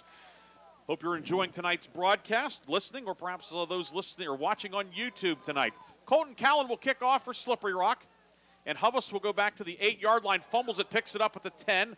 Outside the numbers, upfield to the 20 to the 25, a flag behind the play. And it would appear that Grove City is going to be marooned deep in its own end after this penalty. Yeah, the flag came out at about the 12-yard line, 13-yard line. So, yeah, that's it's right. And it's not coming back from where the play ended. It's coming back, obviously, from where the infraction took place. So, yeah, they're going to be with their heels. If they huddled, they'd be in the end zone. Yeah, right. Yep. It is a hold, and that will go half the distance from the point of the penalty, which, as Chris said, was around the 12 or 13. They'll place the ball down on the 7, and Grove City will have poor field position to begin the third quarter.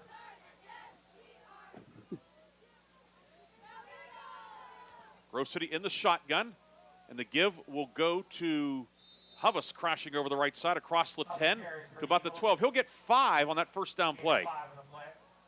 Yeah, really good push that time by the Grove City offensive line.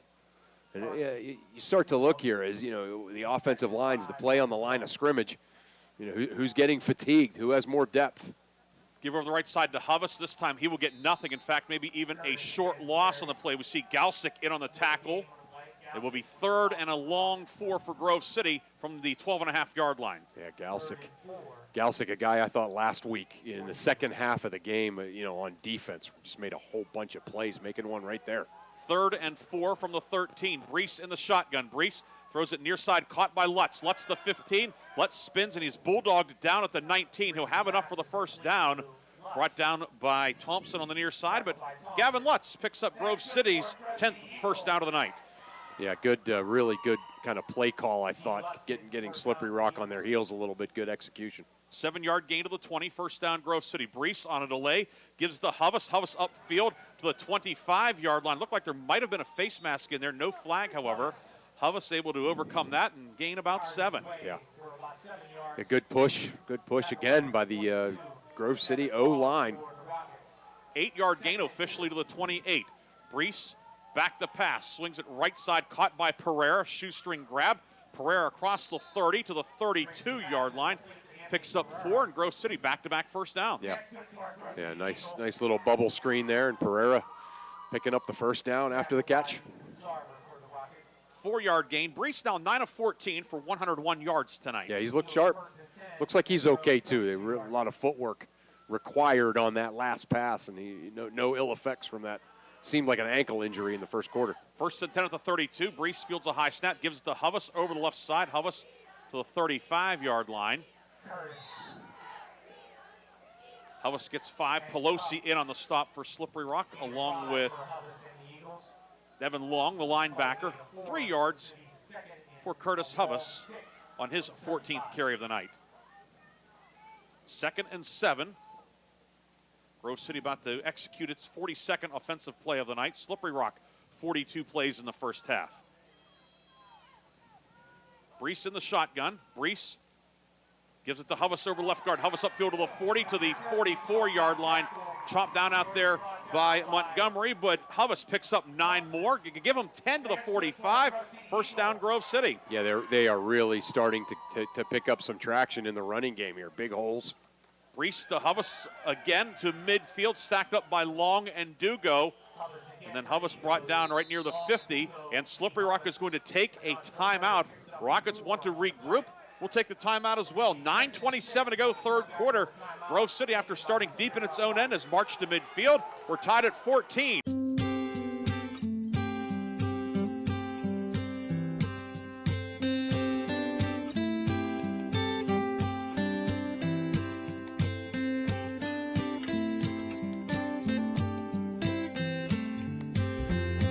Community's future. Attorney Bill Motor would like to say good luck, good health, and best wishes to all the players, coaches, band members, and cheerleaders in today's game and throughout the season. Attorney Bill Motor, 2500 Highland Road, Hermitage. The third quarter is brought to you by Medicine Shop Pharmacies in Hermitage and Greenville. The Medicine Shop Pharmacy, caring beyond prescriptions. Grove City with the ball at midfield, 2nd down and 5 after the Slippery Rock timeout. With 9:27 to go, third quarter. Grove City started at the 7 after a penalty on the kickoff. It's taken them 8 plays to get to midfield. Yeah, good timeout, I think, for Slippery Rock. They were just kind of getting, big play after big play for Grove City. Give to Nemec after the timeout. He has the first down or more. Nemec to the 35 of Slippery Rock. Making the tackles, Montgomery from his safety spot, but Nemec shot up the middle, picks up 15 more. Yeah, I mean, you can just see the blocking by the Grove City offensive line on this series has been terrific. From the 36 to Nemec over the right side, winding his way forward for about 5 on the carry. Galsick and Sarver on the stop. It will be second down and call it 5. Yeah, every play these running backs are 4 and 5 yards deep before they even get touched. Now Grove City turns and looks to the near sideline for the play call. They have cards up. One of the cards might be live, or perhaps nobody's live. That's the mystery of it. Brees will give it to Nemec up the gut. Nemec is hit, but he'll fight forward, and looks like he's going to be very close to the first down marker. He'll have the first down to the 25-yard line. 6 more yards for Nemec. First down, Grove City. Yeah, this has really been an impressive drive for Grove City. Give the Nemec over the left guard, tripped up from behind as Brody Galsick brings him down. First time we've called his name on defense tonight, but Slippery Rock trying to cycle some fresh guys in up front. Yeah, Galsick kind of prevented that from being into a bigger play, but Grove City's done a nice mix here with some misdirection and also just kind of plowing down the field. Give the Hubbas back, and he bursts up the middle. Hubbas to the 20, to the 10. Curtis Hubbas takes it in. Touchdown, Grove City. 23 yards for Curtis Hubbas. Grove City has its first lead of the night, a 13-play, 93-yard drive. Yeah, that entire drive just kind of had the kind of the rhythm and the exactly what the Grove City offense wants to do. They don't want to throw it all over the place. They want to pick up yards on that misdirection, on the jet sweeps, on the plays right up the middle, and give a lot of credit to the offensive line for that one, Briggsy. Hake to attempt the extra point. Brees will hold. Snap is good. Hold down. Hake's kick is up, and John Hake makes it 21-14 with 8:14 to go in the third quarter. A strong start to the second half for Grove City. We'll see what Slippery Rock can do when we come back. 21-14, Grove City leads on Sports Radio 96.7. It's finally here, the season 2, Let the Prices Fall. Fast Freddy here, and it's time for Taylor to let the prices fall. Lease a new 2020 Sportage LX all-wheel drive and pay only $239 a month for 36 months with 0 due at signing. 0 due at signing. Do you have a job? Do you need a car? Our credit team is standing by to help by giving you up to $7,000 over KBB fair value towards the purchase of any select 2020 Sorento in stock. Directly in your pocket to get you in a new Kia today. It's time for Taylor and time to let the prices fall at Taylor Kia of Boardman and Hermitage. Approved credit, 10K annual miles plus tax, title, security deposit, and fees. 0 due at signing. 7K trade-in offer valid on select 2020 Sorentos only. Based on stock number page 201 Time for Taylor. The third quarter is brought to you by Medicine Shop Pharmacies in Hermitage and Greenville. The Medicine Shop Pharmacy, caring beyond prescriptions. 13 plays, 93 yards on the drive. Grove City using only 3:40 to go that distance. That's amazing. Curtis Hubbas, 23-yard touchdown run. And Grove City has its first lead of the night, 21-14. John Hake to kick off. He has the ball teed up at the 40. Minio deep for Slippery Rock, along with Brendan Earl back near the 10-yard line. You wonder, too, I'm sure you have it somewhere, what the longest play of that drive was. I mean, it wasn't like they got big, huge plays. They just were able to, cut 8, 10, 12 yards every play. Squibber up the middle of the field, hit one of the up men. It's bouncing around. There's a scramble for it. Several players for each team jostling for the football at the 40-yard line. Yeah, Slippery Rock got it.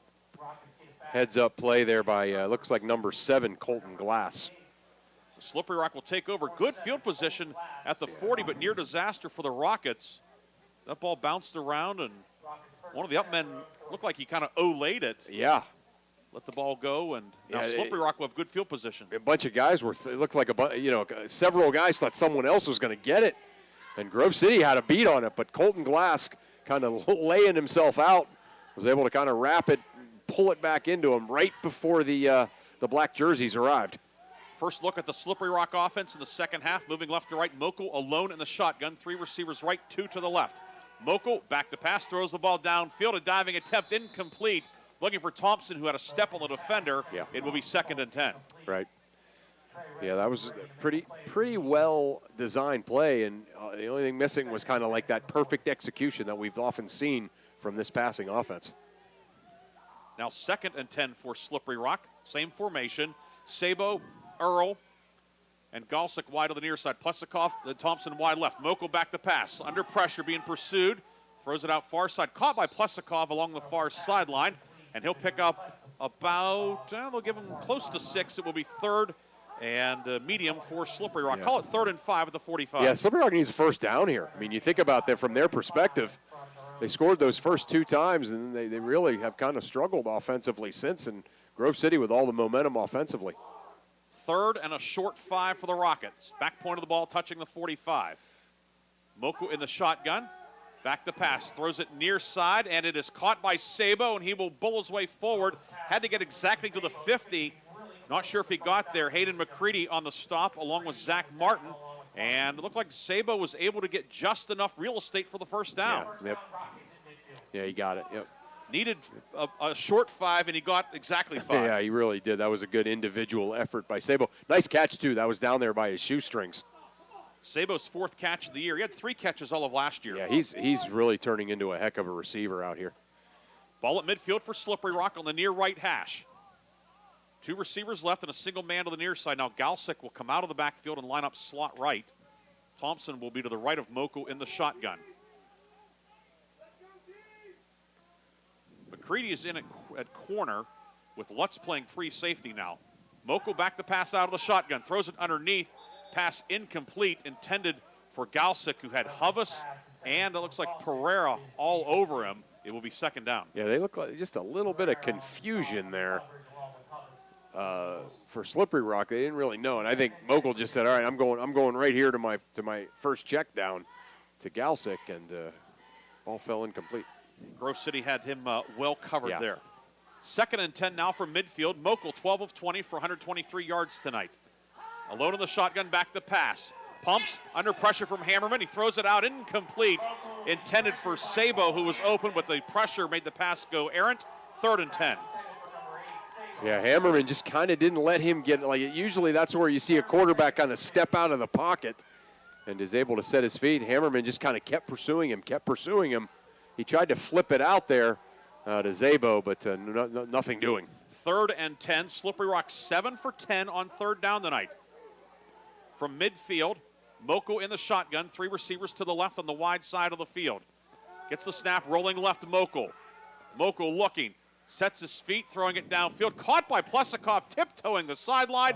He will have 10 yards. It's enough for the first down. Wow. Plesikoff right to the stick. He made a great catch. You just can't help but be impressed with this this bevy of receivers that are really kind of, guys that were, they got a little bit of playing time last year. I mean, Plesikoff, I guess, was a feature receiver, but they're just kind of blossoming into really good receivers, and Mokel is getting them the football. 6th grab of the night for Plesikoff, 72 yards. 1st and 10 at the 40.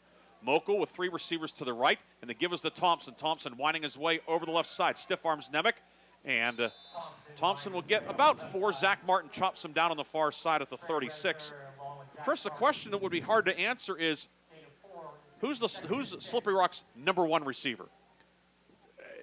I don't think it's answerable, and that's a good thing. That's a good thing, right? That's a good problem to have. Yeah, it's Plesikoff, Szabo. Brennan Earl led the team in yards per catch last year. Right. No, he's been great in the slot, yeah. 2nd and 6 at the 36 for Slippery Rock. Mokel deep drop out of the shotgun, throwing it downfield for Plesikoff, and it is knocked away, incomplete. Resner, the cornerback on the far side, got a paw in there to knock it away. It is 3rd and 6. Yeah, Resner getting those 9-inch nails there to knock that away. Nice reference there, Chris. Yeah, sorry, I've been saving that one. And it's been a few years since his older brother Foster played, so maybe some new listeners got that. Yeah, I got some. That was good. 3rd and 6. Rockets need 6 yards. That'll be 72 inches, not 9.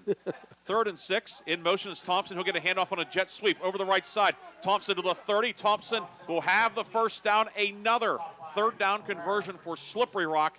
Tackle made by Looked like that was Lutz up on the tackle, but Thompson rumbling forward for 8 yards to the 28. Yeah, Thompson's their downhill guy. You know, they got a lot of guys that can scoot, but he's kind of that downhill runner, and I'm kind of looking exactly like that. 1st and 10 at the Grove City 28. 10th play of the drive for Slippery Rock. 2 receivers to the left. They give us to Brett Galsick. Follows Thompson through the hole. Galsick hit at the 25 and then driven back by the Grove City defense. We see Hubbs in on the stop for the Eagles along with Winger. There's another music reference for you, Chris. Gain of 3. Yeah. Actually, not a gain. Well, where are they putting the ball down? Umpire put it down, picked it up, and now they'll move it back to the 25. Yeah, Galsick looked like he had a little bit of running room, but then all of a sudden, Winger and Glonsky all over that and kind of driving him back. Progress to the 25, 2nd and 7. Galsick 7 carries, 24 yards tonight. Moko in the shotgun, 2 receivers to either side. Give to Thompson up the middle. Dodges one man in the hole, gets hit by Hubbs. Thompson keeps the legs moving. He's down inside the 20 to about the 19-yard line. Hammerman and Winger in there. And Slippery Rock has returned to the McCandless Ford red zone. It will be 3rd and about a yard for Slippery Rock. Ball at the 19 of Grove City. Yeah, almost certainly 4-down territory, so you're looking at 2 plays to get 2 yards. 3rd and about a yard and a half just inside the 20. Moko out of the shotgun. We'll give it to Thompson. Thompson hits the pile and is stopped right there. As Dylan Ahern on the stop for Grove City. Yeah. But a pickup of a couple, and Slippery Rock again, another 3rd down conversion. Wow. 10 for 13 on 3rd downs tonight are the Rockets. That is impressive efficiency. And again, they haven't all been 3rd and 1 or 2 either. You know, there's been some 3rd and longs that they've converted.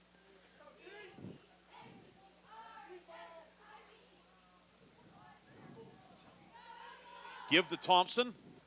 Fakes it, throws it downfield. Pass incomplete for Sabo, broken up by McCready. It will be 2nd down and 10 for Slippery Rock. Yeah, it was a really good play fake. I think he faked just about everybody out in the stadium, but fortunately for Grove City, he didn't fake McCready out. It will be 2nd down and 10 now. The ball is at the, call it about the 16.5-yard line. As we're approaching the 4.5-minute mark, 4:33 to go, 3rd quarter. Grove City up 21-14. Slippery Rock looking to answer. Moko gives to Galsick. Galsick is spun down by Hubbs inside the 15 to about the, call it the 13 or so. It will be another 3rd down for the Rockets, but they have not been fazed by 3rd downs tonight. No, really good tackling by Grove City. All of a sudden, those 6, 7, 8-yard gains that the running backs for Slippery Rock were getting in the first half are now 2, 3, 4-yard gains because just better tackling. 3rd and 6. It's a long 6 from the 13-yard line. Mokel, 2 receivers to his right. They give to Galsick. Galsick dancing around, breaks one tackle, breaks another, fights forward to about the 11 or so. Nemec will bring him down. Lutz also up in run support. 4th down upcoming for Slippery Rock. 4th down and about 5.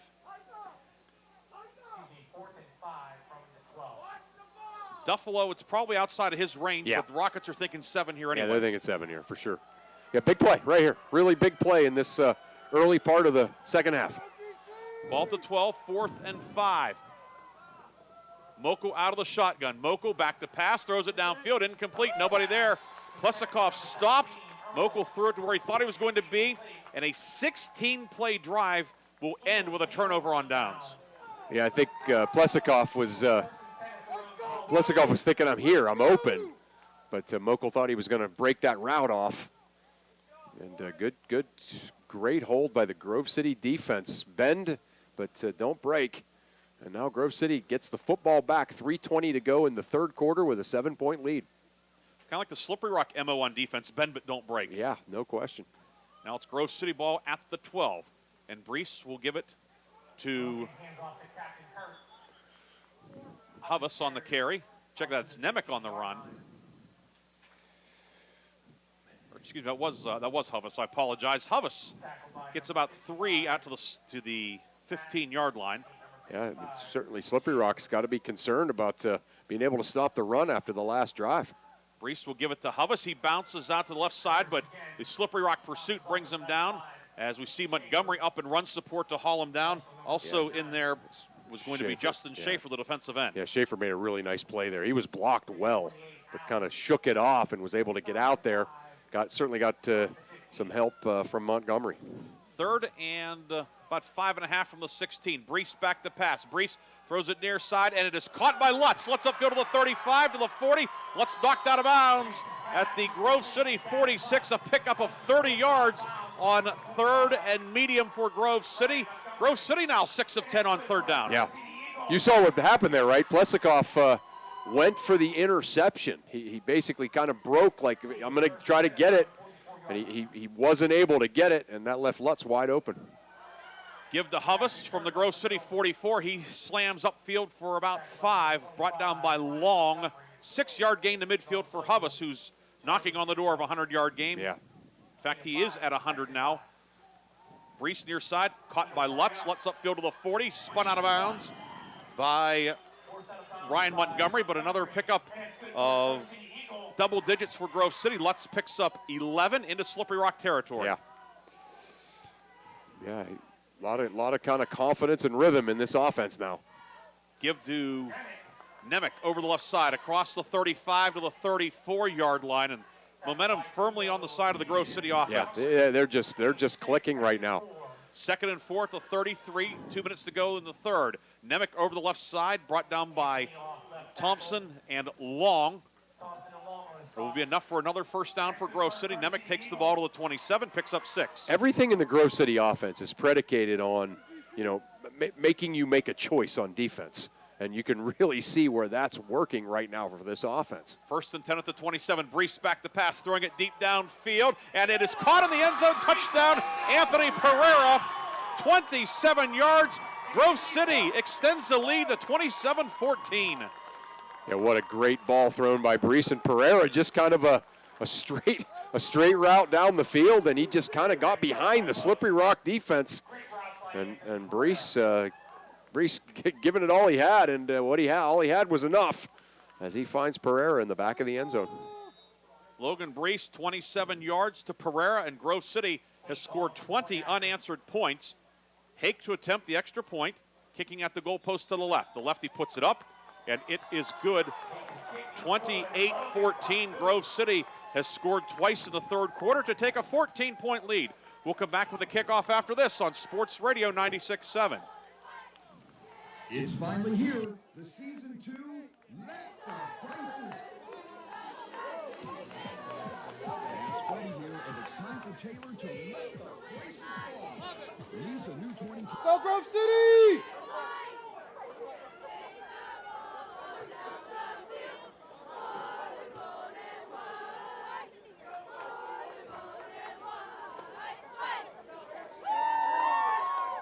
$7,000 over KBB fair value towards the purchase of any select 2020 Sorento in stock.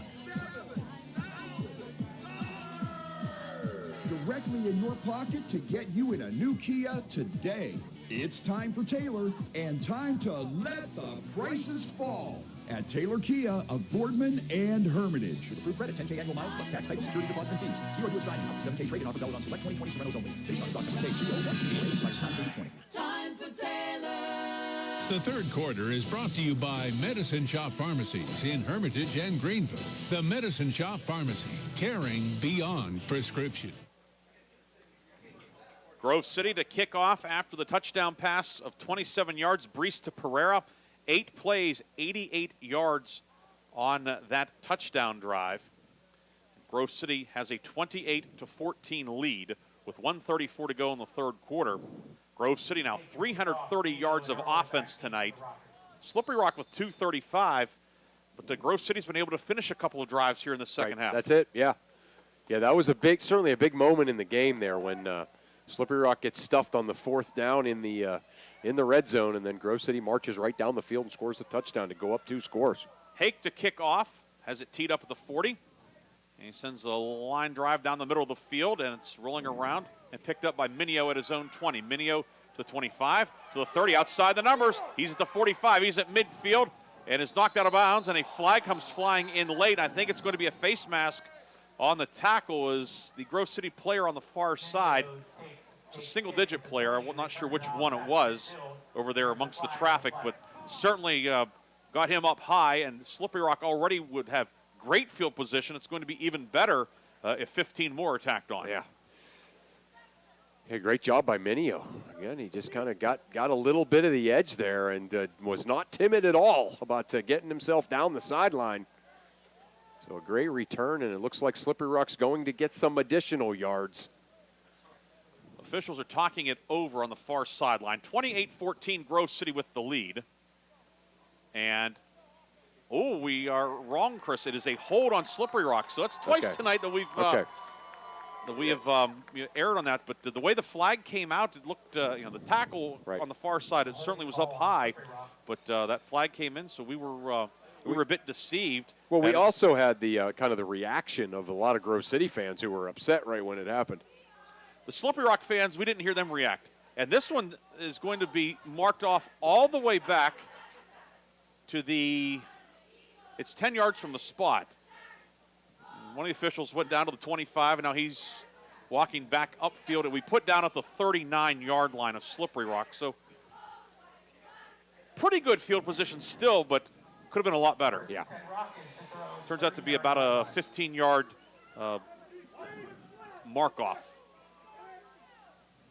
Mokel back the pass. Mokel throws it far side. Leaping grab by Plesikov. Plesikov will fight forward. He'll pick up 9, brought down by Resner.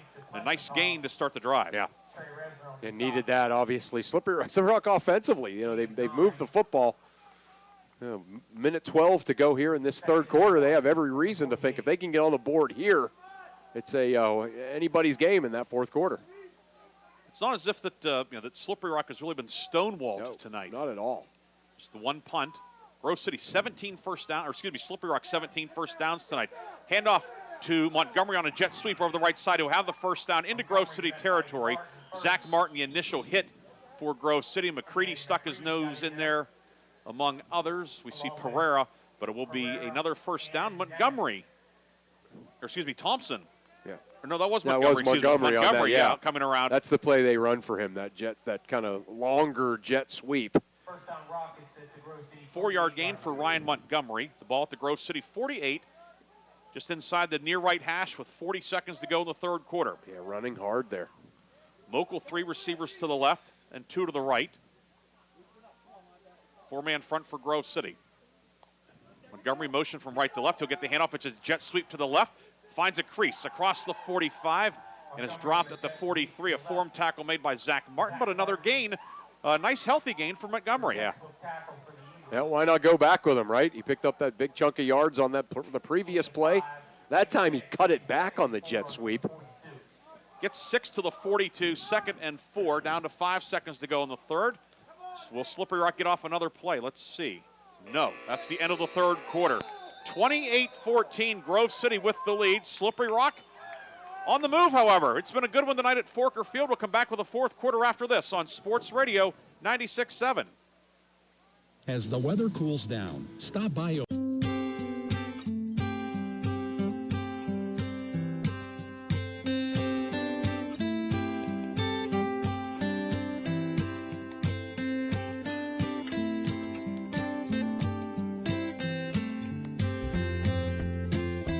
Pumpkin spice or autumn harvest coffee to enjoy at home. Don't forget you can pre-order on the O'Neill app and pick up curbside next to the post office in West Middlesex or online at o'neillcoffee.com. If you have teens in the house, you know how it is. They're usually better at tweeting, texting, and can make a smartphone sing. But when it comes to saving money, then it's a different story. By teaching the value of saving money, you might just turn your teen from a spender into a saver. Mercer County State Bank. Community-minded just like you. Member FDIC. Visit us online at mcsbank.com. The fourth quarter is brought to you by Flynn's Tire and Auto Service. Flynn's will get you in right now. Start of the fourth quarter. It will be Slippery Rock having 2nd and 4 at the Grove City 42. Rockets will go right to left in the fourth quarter. On the road here tonight at Grove City. Grove City, black jerseys, black pants, old gold numbers and letters outlined in white. Slippery Rock, white jerseys, red numerals and letters, silver pants, red trim. Slippery Rock going right to left, along with Chris Birch, Ryan Briggs here. Andy Ryder back in the studio producing tonight's game. A special hello to everybody watching tonight via the Grove City Boosters YouTube feed. A lot of viewers and additional listeners there as well. So glad you could spend your Friday night with us. 2nd and 4. Moko back the pass, throws it, caught by Plesakoff on the slant. Reached behind him to make the grab. He's brought down by Resner, but a gain of 11 for the big senior Plesakoff. Another first down for Slippery Rock. Each team 19 first downs tonight. Wow. Yep, that was a great catch by Plesakoff. That's going to be when you watch that on film, you realize how high the difficulty level was on that. Just underway in the fourth quarter. Slippery Rock on the move, looking to cut into Grove City's 14-point lead. Moko out of the shotgun, throws it downfield. It is caught.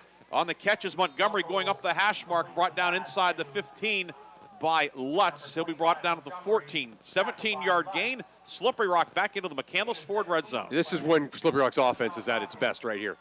You know, when Mokel is getting time and they're kind of running a little bit more of a hurry up, and the receivers are just flooding the zones, and let Mokel play video game there. Mokel will load on the shotgun. Brings Montgomery in motion, gets it to him on a jet sweep, trying to get around the right side. He does. He cuts upfield inside the 10 to about the 5-yard line. Gain of close to 9 for Montgomery. And Slippery Rock has found something with the jet sweep. Yeah, they really have. Yeah, they definitely have. You know, they're probably thinking about, who the best defensive players on Grove City are. And if we can occupy them, the jet sweep can work. And so far in this second half, that's what's been working for them. 8-yard gain at 2nd and 2 from the 6. Mokel in the shotgun, 3 receivers to the left. Mokel back the pass, throws it into the end zone, caught, touchdown Plesakoff in the back of the end zone. And with 10:55 to go in the fourth quarter, Slippery Rock has cut the lead to 28-20. Yeah. You got to like that matchup. The one thing about Grove City's defensive backfield is they're not tall players. You got 5'7" and 5'9" there. Plesakoff isn't, he's not exactly Wilt Chamberlain, but he's 6'1", and so you throw it up there, and he can go get it. Duffalo for the extra point. Snap was good. Plesakoff puts it on the tee. The kick by Duffalo is up, and it is good. 28-21. 10:55 to go in the fourth quarter. Slippery Rock cuts the Grove City lead to 7. We'll come back with the kickoff after this on Sports Radio 96.7. Honey, wake up. I just had the worst dream. It's okay. Go back to sleep. It's just a dream. No, the bathroom vanity was made of old milk crates, and our kitchen cabinets were ugly painted plyboard with no handles. That gave us splinters. It felt so real. Don't wake up from nightmares like these when you could have the home of your dreams.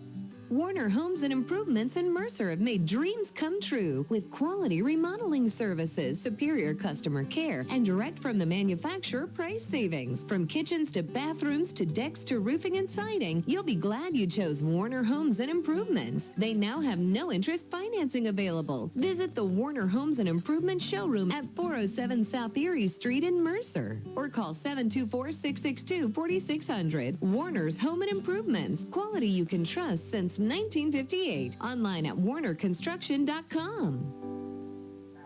The fourth quarter is brought to you by Flynn's Tire and Auto Service. Flynn's will get you in right now. A lot of great games going on throughout the county. Ryan Briggs and Chris Birch here. After the game, Aaron Byro, Scott Clary will have the Sharon Regional fifth quarter scoreboard show to talk about all of the games, and no doubt they'll spend some time on this one. It's been a good one. Yeah. Grove City on top, 28-21 with 10:55 to go in the fourth. But this has been everything you could want, Chris. Yeah, it really has been. Just an absolutely terrific, well-played, excitingly played high school football game between two great rivals. Yeah, you can't ask for better than this. Colton Callan to kick off, sends it downfield, and Lutz will field it at his own 8. Cutting back to the middle of the field, Lutz to the 15, giving ground, and he will be dropped at about the 20-yard line. The Slippery Rock coverage unit downfield as Walter Just brings him down at about the 20-yard line, and that's where Grove City will begin. With 10:49 to go in the fourth, Grove City had scored 21 straight, but now Slippery Rock is countered. Yeah, good to see Walker just get his name called here. He's been a kid that has been often injured, but a guy that they really think a lot of as a player, but it's been hard to get him out on the field, so good to see him out there making a play. 10:49 to go. Grove City has Brees in the shotgun. Martin is an up back, and the give will go to Huvis, who is hit by Galsick immediately. That's Brett Galsick on the stop. Gain of perhaps a half yard on the play, bringing up second, and call it 2nd and 10 from the 20. Yeah, Galsick really getting a big mitten there, almost was able to rip that out of there, but Huvis doing a nice job not fumbling that football. Only one turnover tonight so far. That was Resner's interception for Grove City back in the second quarter. 2nd down and 9 for Grove City at the 20 as the drive officially began at the 19. Huvis to the right of Brees, 2 men to the left, single receiver to the right. Brees throws it out near side and is caught underneath. Making the grab is Martin, his first catch of the night. Zach Martin upfield across the 30 to about the 34-yard line. Galsick and Earl on the tackle, but Zach Martin, pretty good time for his first catch of the night. Yeah, Zach Martin, again, a guy that he's done a lot of great things in his career. 99-yard interception return last year at Conneaut. Haven't called his name on offense yet. He's been around the football on defense a lot, but getting involved there. Picks up 14 and a Grove City first down. Grove City 20 first downs tonight, and they're on the short end in that category. Slippery Rock with 21 first downs. Brees out of the gun, gives it to Huvis. Huvis up the middle across the 35, out to the 38-yard line. Thompson on the tackle along with Pelosi. 2nd down forthcoming. Yeah, this is, it's been one of those deals where we've seen the offenses play so well, but it's not because the defenses have played bad. It's just that the offenses have been that good. 9:15 to go in the fourth quarter. Shall we say regulation? Yeah. 28-21. Grove City on top. Hayden McCready in out wide to the near side for Grove City. 2 receivers to the left. And Brees will give it to Huvis, who lowers the shoulder and bulls ahead. Nemec on the carry. Nemec brought down by Charlie Dugo. Dugo was kind of more on the receiving end of that collision. Yeah, he was. He got him down, but that one left him smarting a bit. He stopped him, and he'll get credit for the tackle, but, he was not. It's a gain of 3. Grove City has 3rd and 3 at its own 41. Grove City 6 of 10 tonight on 3rd down. The teams are combined 16 of 24 on 3rd down.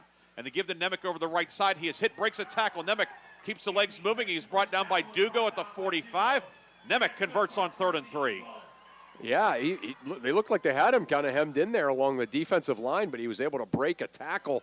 Dugo coming over and getting him from the linebacker spot, but another first down for the Eagles.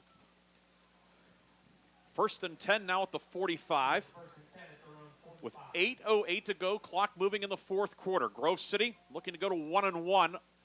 Slippery Rock looking to go to 2-0. Out of the shotgun, Brees will give it to Huvis. Huvis over the right side, big running room. Huvis to the 40, cuts back to his left, bowls over a man inside the 35, finally to the 33-yard line where Earl and Montgomery bring him down.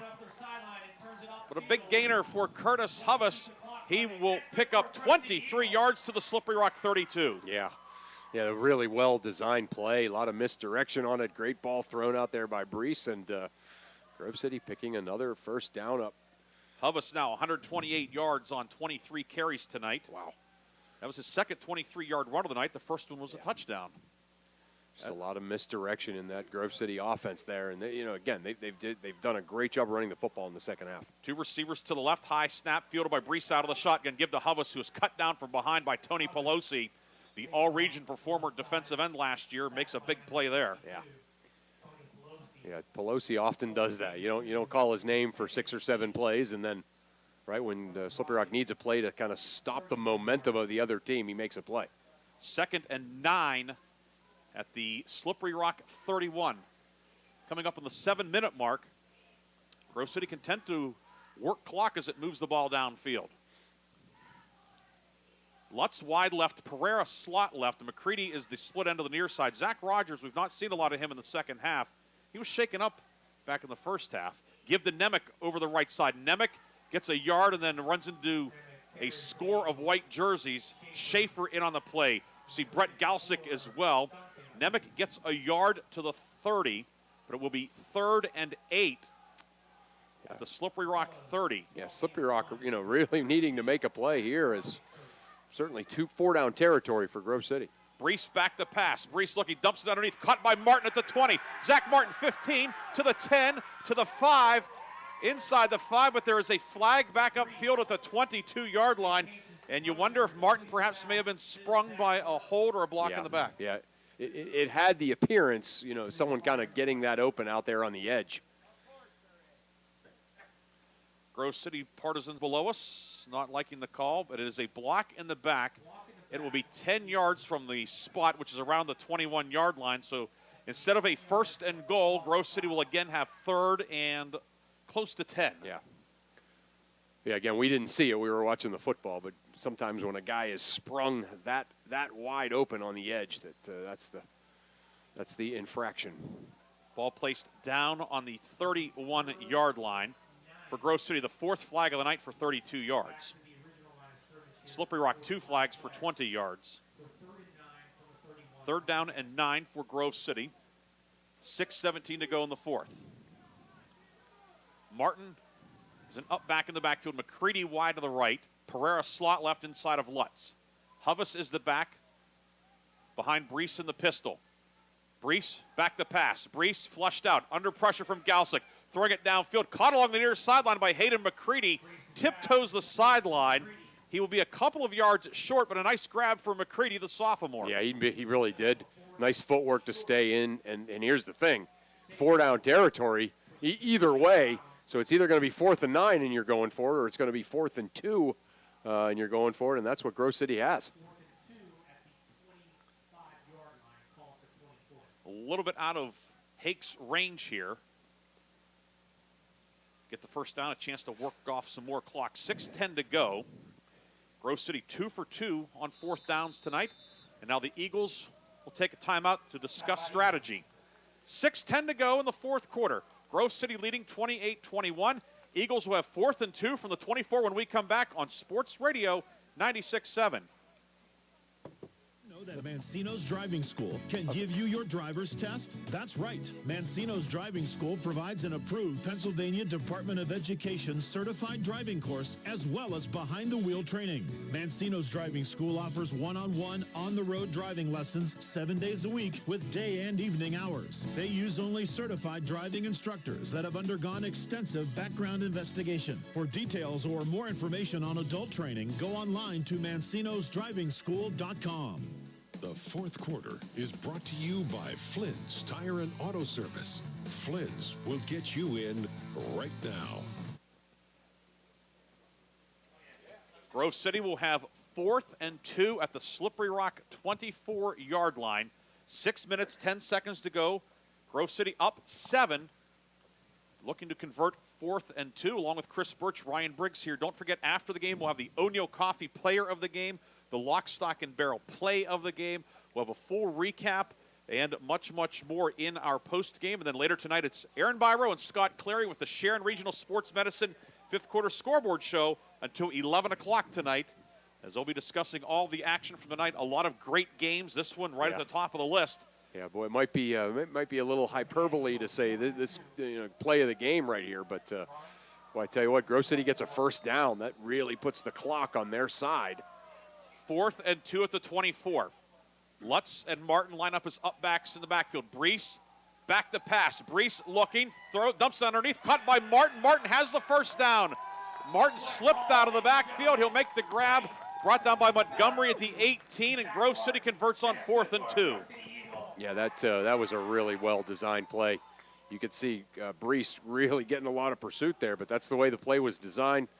Martin kind of breaking out there from that tight end position, and they get a fresh set of downs here with 5:58 to go in this ball game, up 7. Eagles are into the McCandless Ford red zone once again.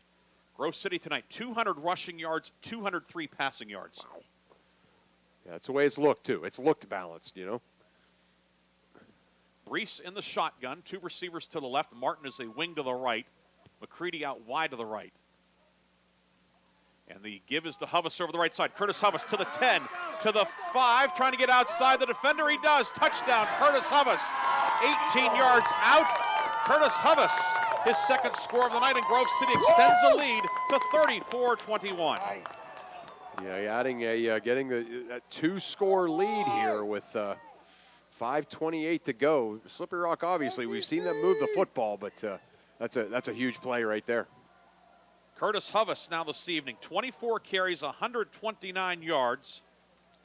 His 25 carries for 147.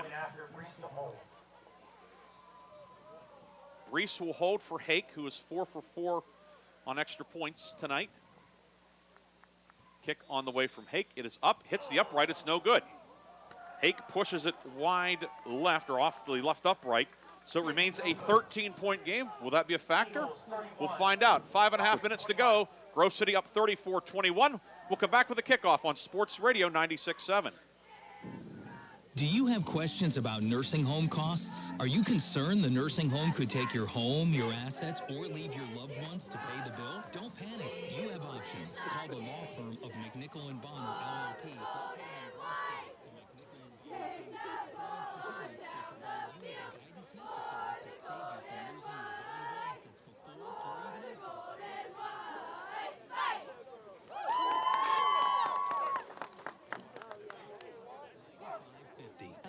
Okay, class. Today, we're discussing what does a roof mean to you? It means that I don't get rained on when I'm inside. It means I can play my music loud and the neighbors can't hear it. It allows my family to safely shelter in place. It means that we can be protected from outside germs. It's where we can dance through the quarantine. To me, a roof means a home. The Penn Ohio Roofing and Siding Group can help keep your family safe now more than ever. Go to pennohiorc.com to start your installation today. The fourth quarter is brought to you by Flynn's Tire and Auto Service. Flynn's will get you in right now.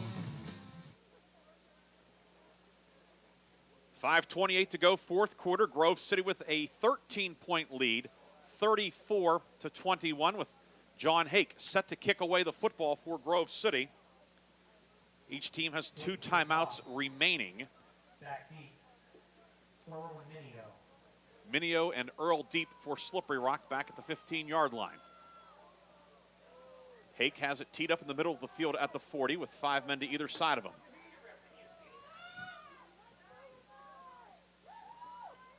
Hake, the lefty on the run-up, and it's angled to the far side. It hits at the 40 and rolls out of bounds at the 35-yard line, as Lutz was close to grabbing it before it went out of bounds, but it did go out of bounds, and it will be Slippery Rock getting possession. The ball was going to be, I believe they'll move it 5 yards upfield from where it went out of bounds. Yeah.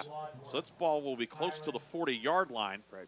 And good starting field position for Slippery Rock with 5:28 to go. Yeah, they're going to have to, get this first score quick. That you kind of like you break down how does a comeback like this, a 2-score comeback happen? Well, you got to score the first one quick, and then you got to make a stop.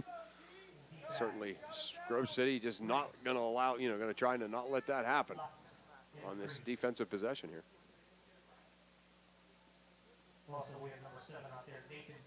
The ball went out of bounds at the 35, and they're marking it there. So that's where Slippery Rock will have it to begin this drive, down 13. Mokel back to pass. Mokel's pass deflected at the line of scrimmage. It is incomplete, as it looked like Cole Hammerman got a hand on it. Also in there for Grove City, some pressure from Duglonski. They both were in there. If that's volleyball, I think it's going to be, they're going to share the block on that one. Yeah. Pass is incomplete. 2nd and 10 now. Mokel now 17 of 30 for 176 yards. Expect to see him putting the ball up quite a bit here over the next 5+ minutes. 3 receivers left, 2 to the right. Mokel back to pass. Quick out, far side, and it is incomplete, broken up by the defensive back on the far side, but a flag thrown intended for Sabo. McCready broke it up, but was he a little bit early in getting there? Yeah, that's what I think that's what the official thought. A little contact, before the ball got there, and that's such a bang-bang play, a bang-bang call. Oftentimes you don't see that. That's 15 yards. The ball goes to the midfield, and a first down for Slippery Rock In high school football, it's 15 yards no matter what, where it happens on the field. Right. Whether it's 50 yards upfield or 5, yeah. You're 2 feet from the line of scrimmage, it's 15. Yeah, I don't like that. I don't like that rule in general. Galsick in motion from slot right. He gets the handoff on a jet sweep, and he is going to be thrown for a big loss. Grove City defense, Wadsworth and Martin combined for the loss. It's a loss of 5. Yeah, how about Nate Wadsworth? He just stayed home on the jet sweep. He was able to get by his block and stayed home. Did not go with the misdirection of the jet sweep and makes a really big play there. Inside 5 minutes to go, 2nd and 15 for Slippery Rock back at the 45. 3 receivers right and 2 to the left. Mokel in the shotgun. Mokel swings it near side, caught by Thompson on a screen pass. Cuts back to his right, he heads upfield. Has the 45, down to the Grove City 41-yard line. Martin and Lutz on the tackle. It will be 3rd and inches for Slippery Rock. Shane Thompson making his 3rd grab of the night. Yeah, Thompson has really good vision of the field. That's the one thing you see him. He oftentimes on those short bubble screens or when he's running the football, you can see he kind of looks, measures where he wants to go, and then finds a hole somewhere that you didn't think was there. 3rd and a yard at the 41. 3 receivers right. It's the wide side of the field. Mokel swings it into the right flat, caught by Galsick. He goes up to the right and cuts back to the left. Martin brings him down, but it's a first down for Slippery Rock. The Rockets execute their 69th play of the night and pick up their 23rd first down. Yeah. A nice little play. Galsick able to just do the work and get that first down for Slippery Rock, trying to keep their chances alive here right at the 4-minute mark of the game, down 2 scores. 1st and 10 at the Grove City 35. 3 receivers left on the wide side of the field. Mokel back the pass, under pressure. He will be sacked and thrown for a big loss.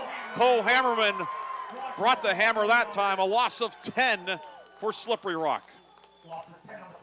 Hammerman, Wadsworth, Dublonsky just in there in a heartbeat. Hammerman getting the paws on Mokel and bringing him down. It'll be 2nd and 20 after that 10-yard loss. And the clock also working against Slippery Rock. Rockets have 2 timeouts left. Yeah. Down to that seemed like that time between 4 minutes and 3 just disappeared. Mokel out of the gun, rolling left, has time, throwing the ball deep downfield, and it is incomplete, intended for Brendan Earl, who was covered downfield by Brees. And now 3rd and long upcoming for Slippery Rock. Yeah, that's good coverage down there by Brees, just nowhere to go. Slippery Rock, 11 of 15 on 3rd down. They've made some long ones, but 3rd and 20 is that's a little bit of a different proposition. Yeah, right. Yeah. Maybe some kind of a little screen here to pick up a big chunk of the 20 and not try to get it all at once might be coming here. Mokel back the pass. Mokel throws it downfield, and a diving attempt and a catch made by Galsick inside the 30. Mokel threaded the needle. Slippery Rock picks up 16. It will be 4th and about 4. How about that? What a great catch by Galsick. Double covered. Mokel now over the 200-yard mark tonight, 212 yards. 2:48 to go. 4th and 4 for Slippery Rock. Mokel out of the shotgun, rolling left. Mokel under pressure from Boyd, throwing it downfield and batted away. It is incomplete by the deflection by Nemec, who knocked it away, and the Grove City defense will take over on downs with 2:38 to go. Yeah, I could be wrong, but man, it looked like Nemec actually on a heads-up play could have intercepted that ball, but instead knocked it down. So the Eagles will actually have better field position than they would have had he intercepted that and gone out of bounds. Grove City takes over at the 29-yard line with 2:38 left, up 34-21. Slippery Rock with 2 timeouts remaining. Eagles would need 1 first down pretty much to put it away. Right. Yep. A couple of quick updates for you. Hickory leading Sharon 20-10 in the 3rd quarter. Wilmington had pulled ahead of Farrell 27-20. Okay. That was our last update. Yeah. Yeah, Sharon obviously playing well against Hickory tonight, but Hickory a couple scores here to pull away a little bit, huh? 1st and 10, and the give will go to Hubbas, bowling forward across the 35, moving the pile. Ball came out at the end of the play.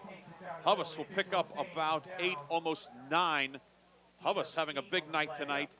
That'll put him over the 150-yard mark tonight. Yeah, he's just been solid tonight, huh? Pickup of 9, second and a long one. Hubbas, 26 carries, 156 yards, and a pair of touchdowns tonight. Wow. Throwing his hat into the ring for the O'Neill Coffee Player of the Game award, which we'll have in our post game, along with the Lock, Stock, and Barrel Play of the Game. Second down and a long yard. Brees gives it to Hubbas up the gut, has the first down to the 45, dragging men forward to the 49-yard line. 11 more for Curtis Hubbas. Yeah, Schaefer shaking up a little bit. Looks like he's going to be all right, though. But how about Hubbas? Hubbas again, just kind of dragging people through the middle there. Hubbas, 27 carries, 167 yards tonight. Down to a minute 37 left. 2 timeouts left for Slippery Rock, but Rockets may decide that, hey, let's, get these few plays in and then regroup for next week. Rockets will host Hickory. Grove City goes to Sharon. 2 very intriguing games next Saturday amazing. night. I love these regions. Brees, pass near side, caught by McCready, cuts to the outside. McCready upfield to the 40. It's upended by Sarver at the 39, 38-yard line. 13 more, and Grove City picks up its 26th first down of the night. You see a lot of the Grove City players kind of giving McCready a pat on the helmet for not going out of bounds and stopping the clock. That was a great job by him. Heads up play by him. Well, these Grove City guys making little plays like that, little smart plays like that here in this second half. McCready's second catch of the night, his first extended varsity action. 1st and 10 at the 38, we're down to 45 seconds to go. 34-21, Grove City will even its record at 1-1. Slippery Rock will drop to 1-1. They'll play again in 3 weeks down the road. No, I can't.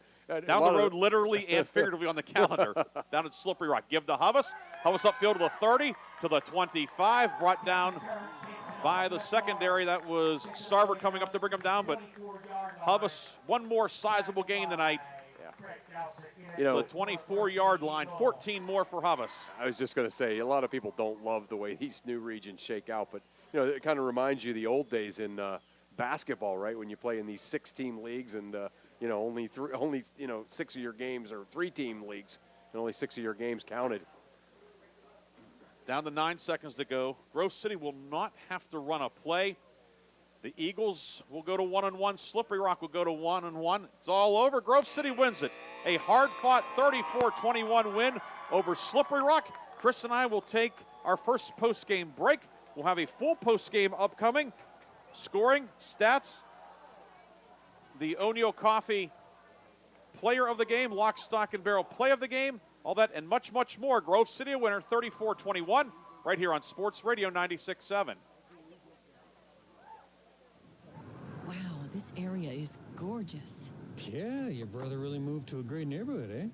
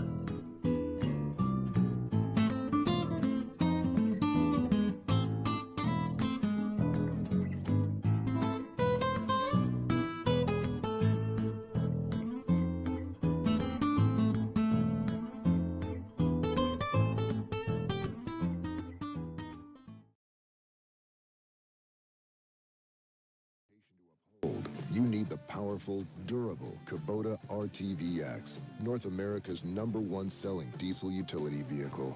Now get the RTVX for 0 down, 0% APR for 48 months or save $400 now through October.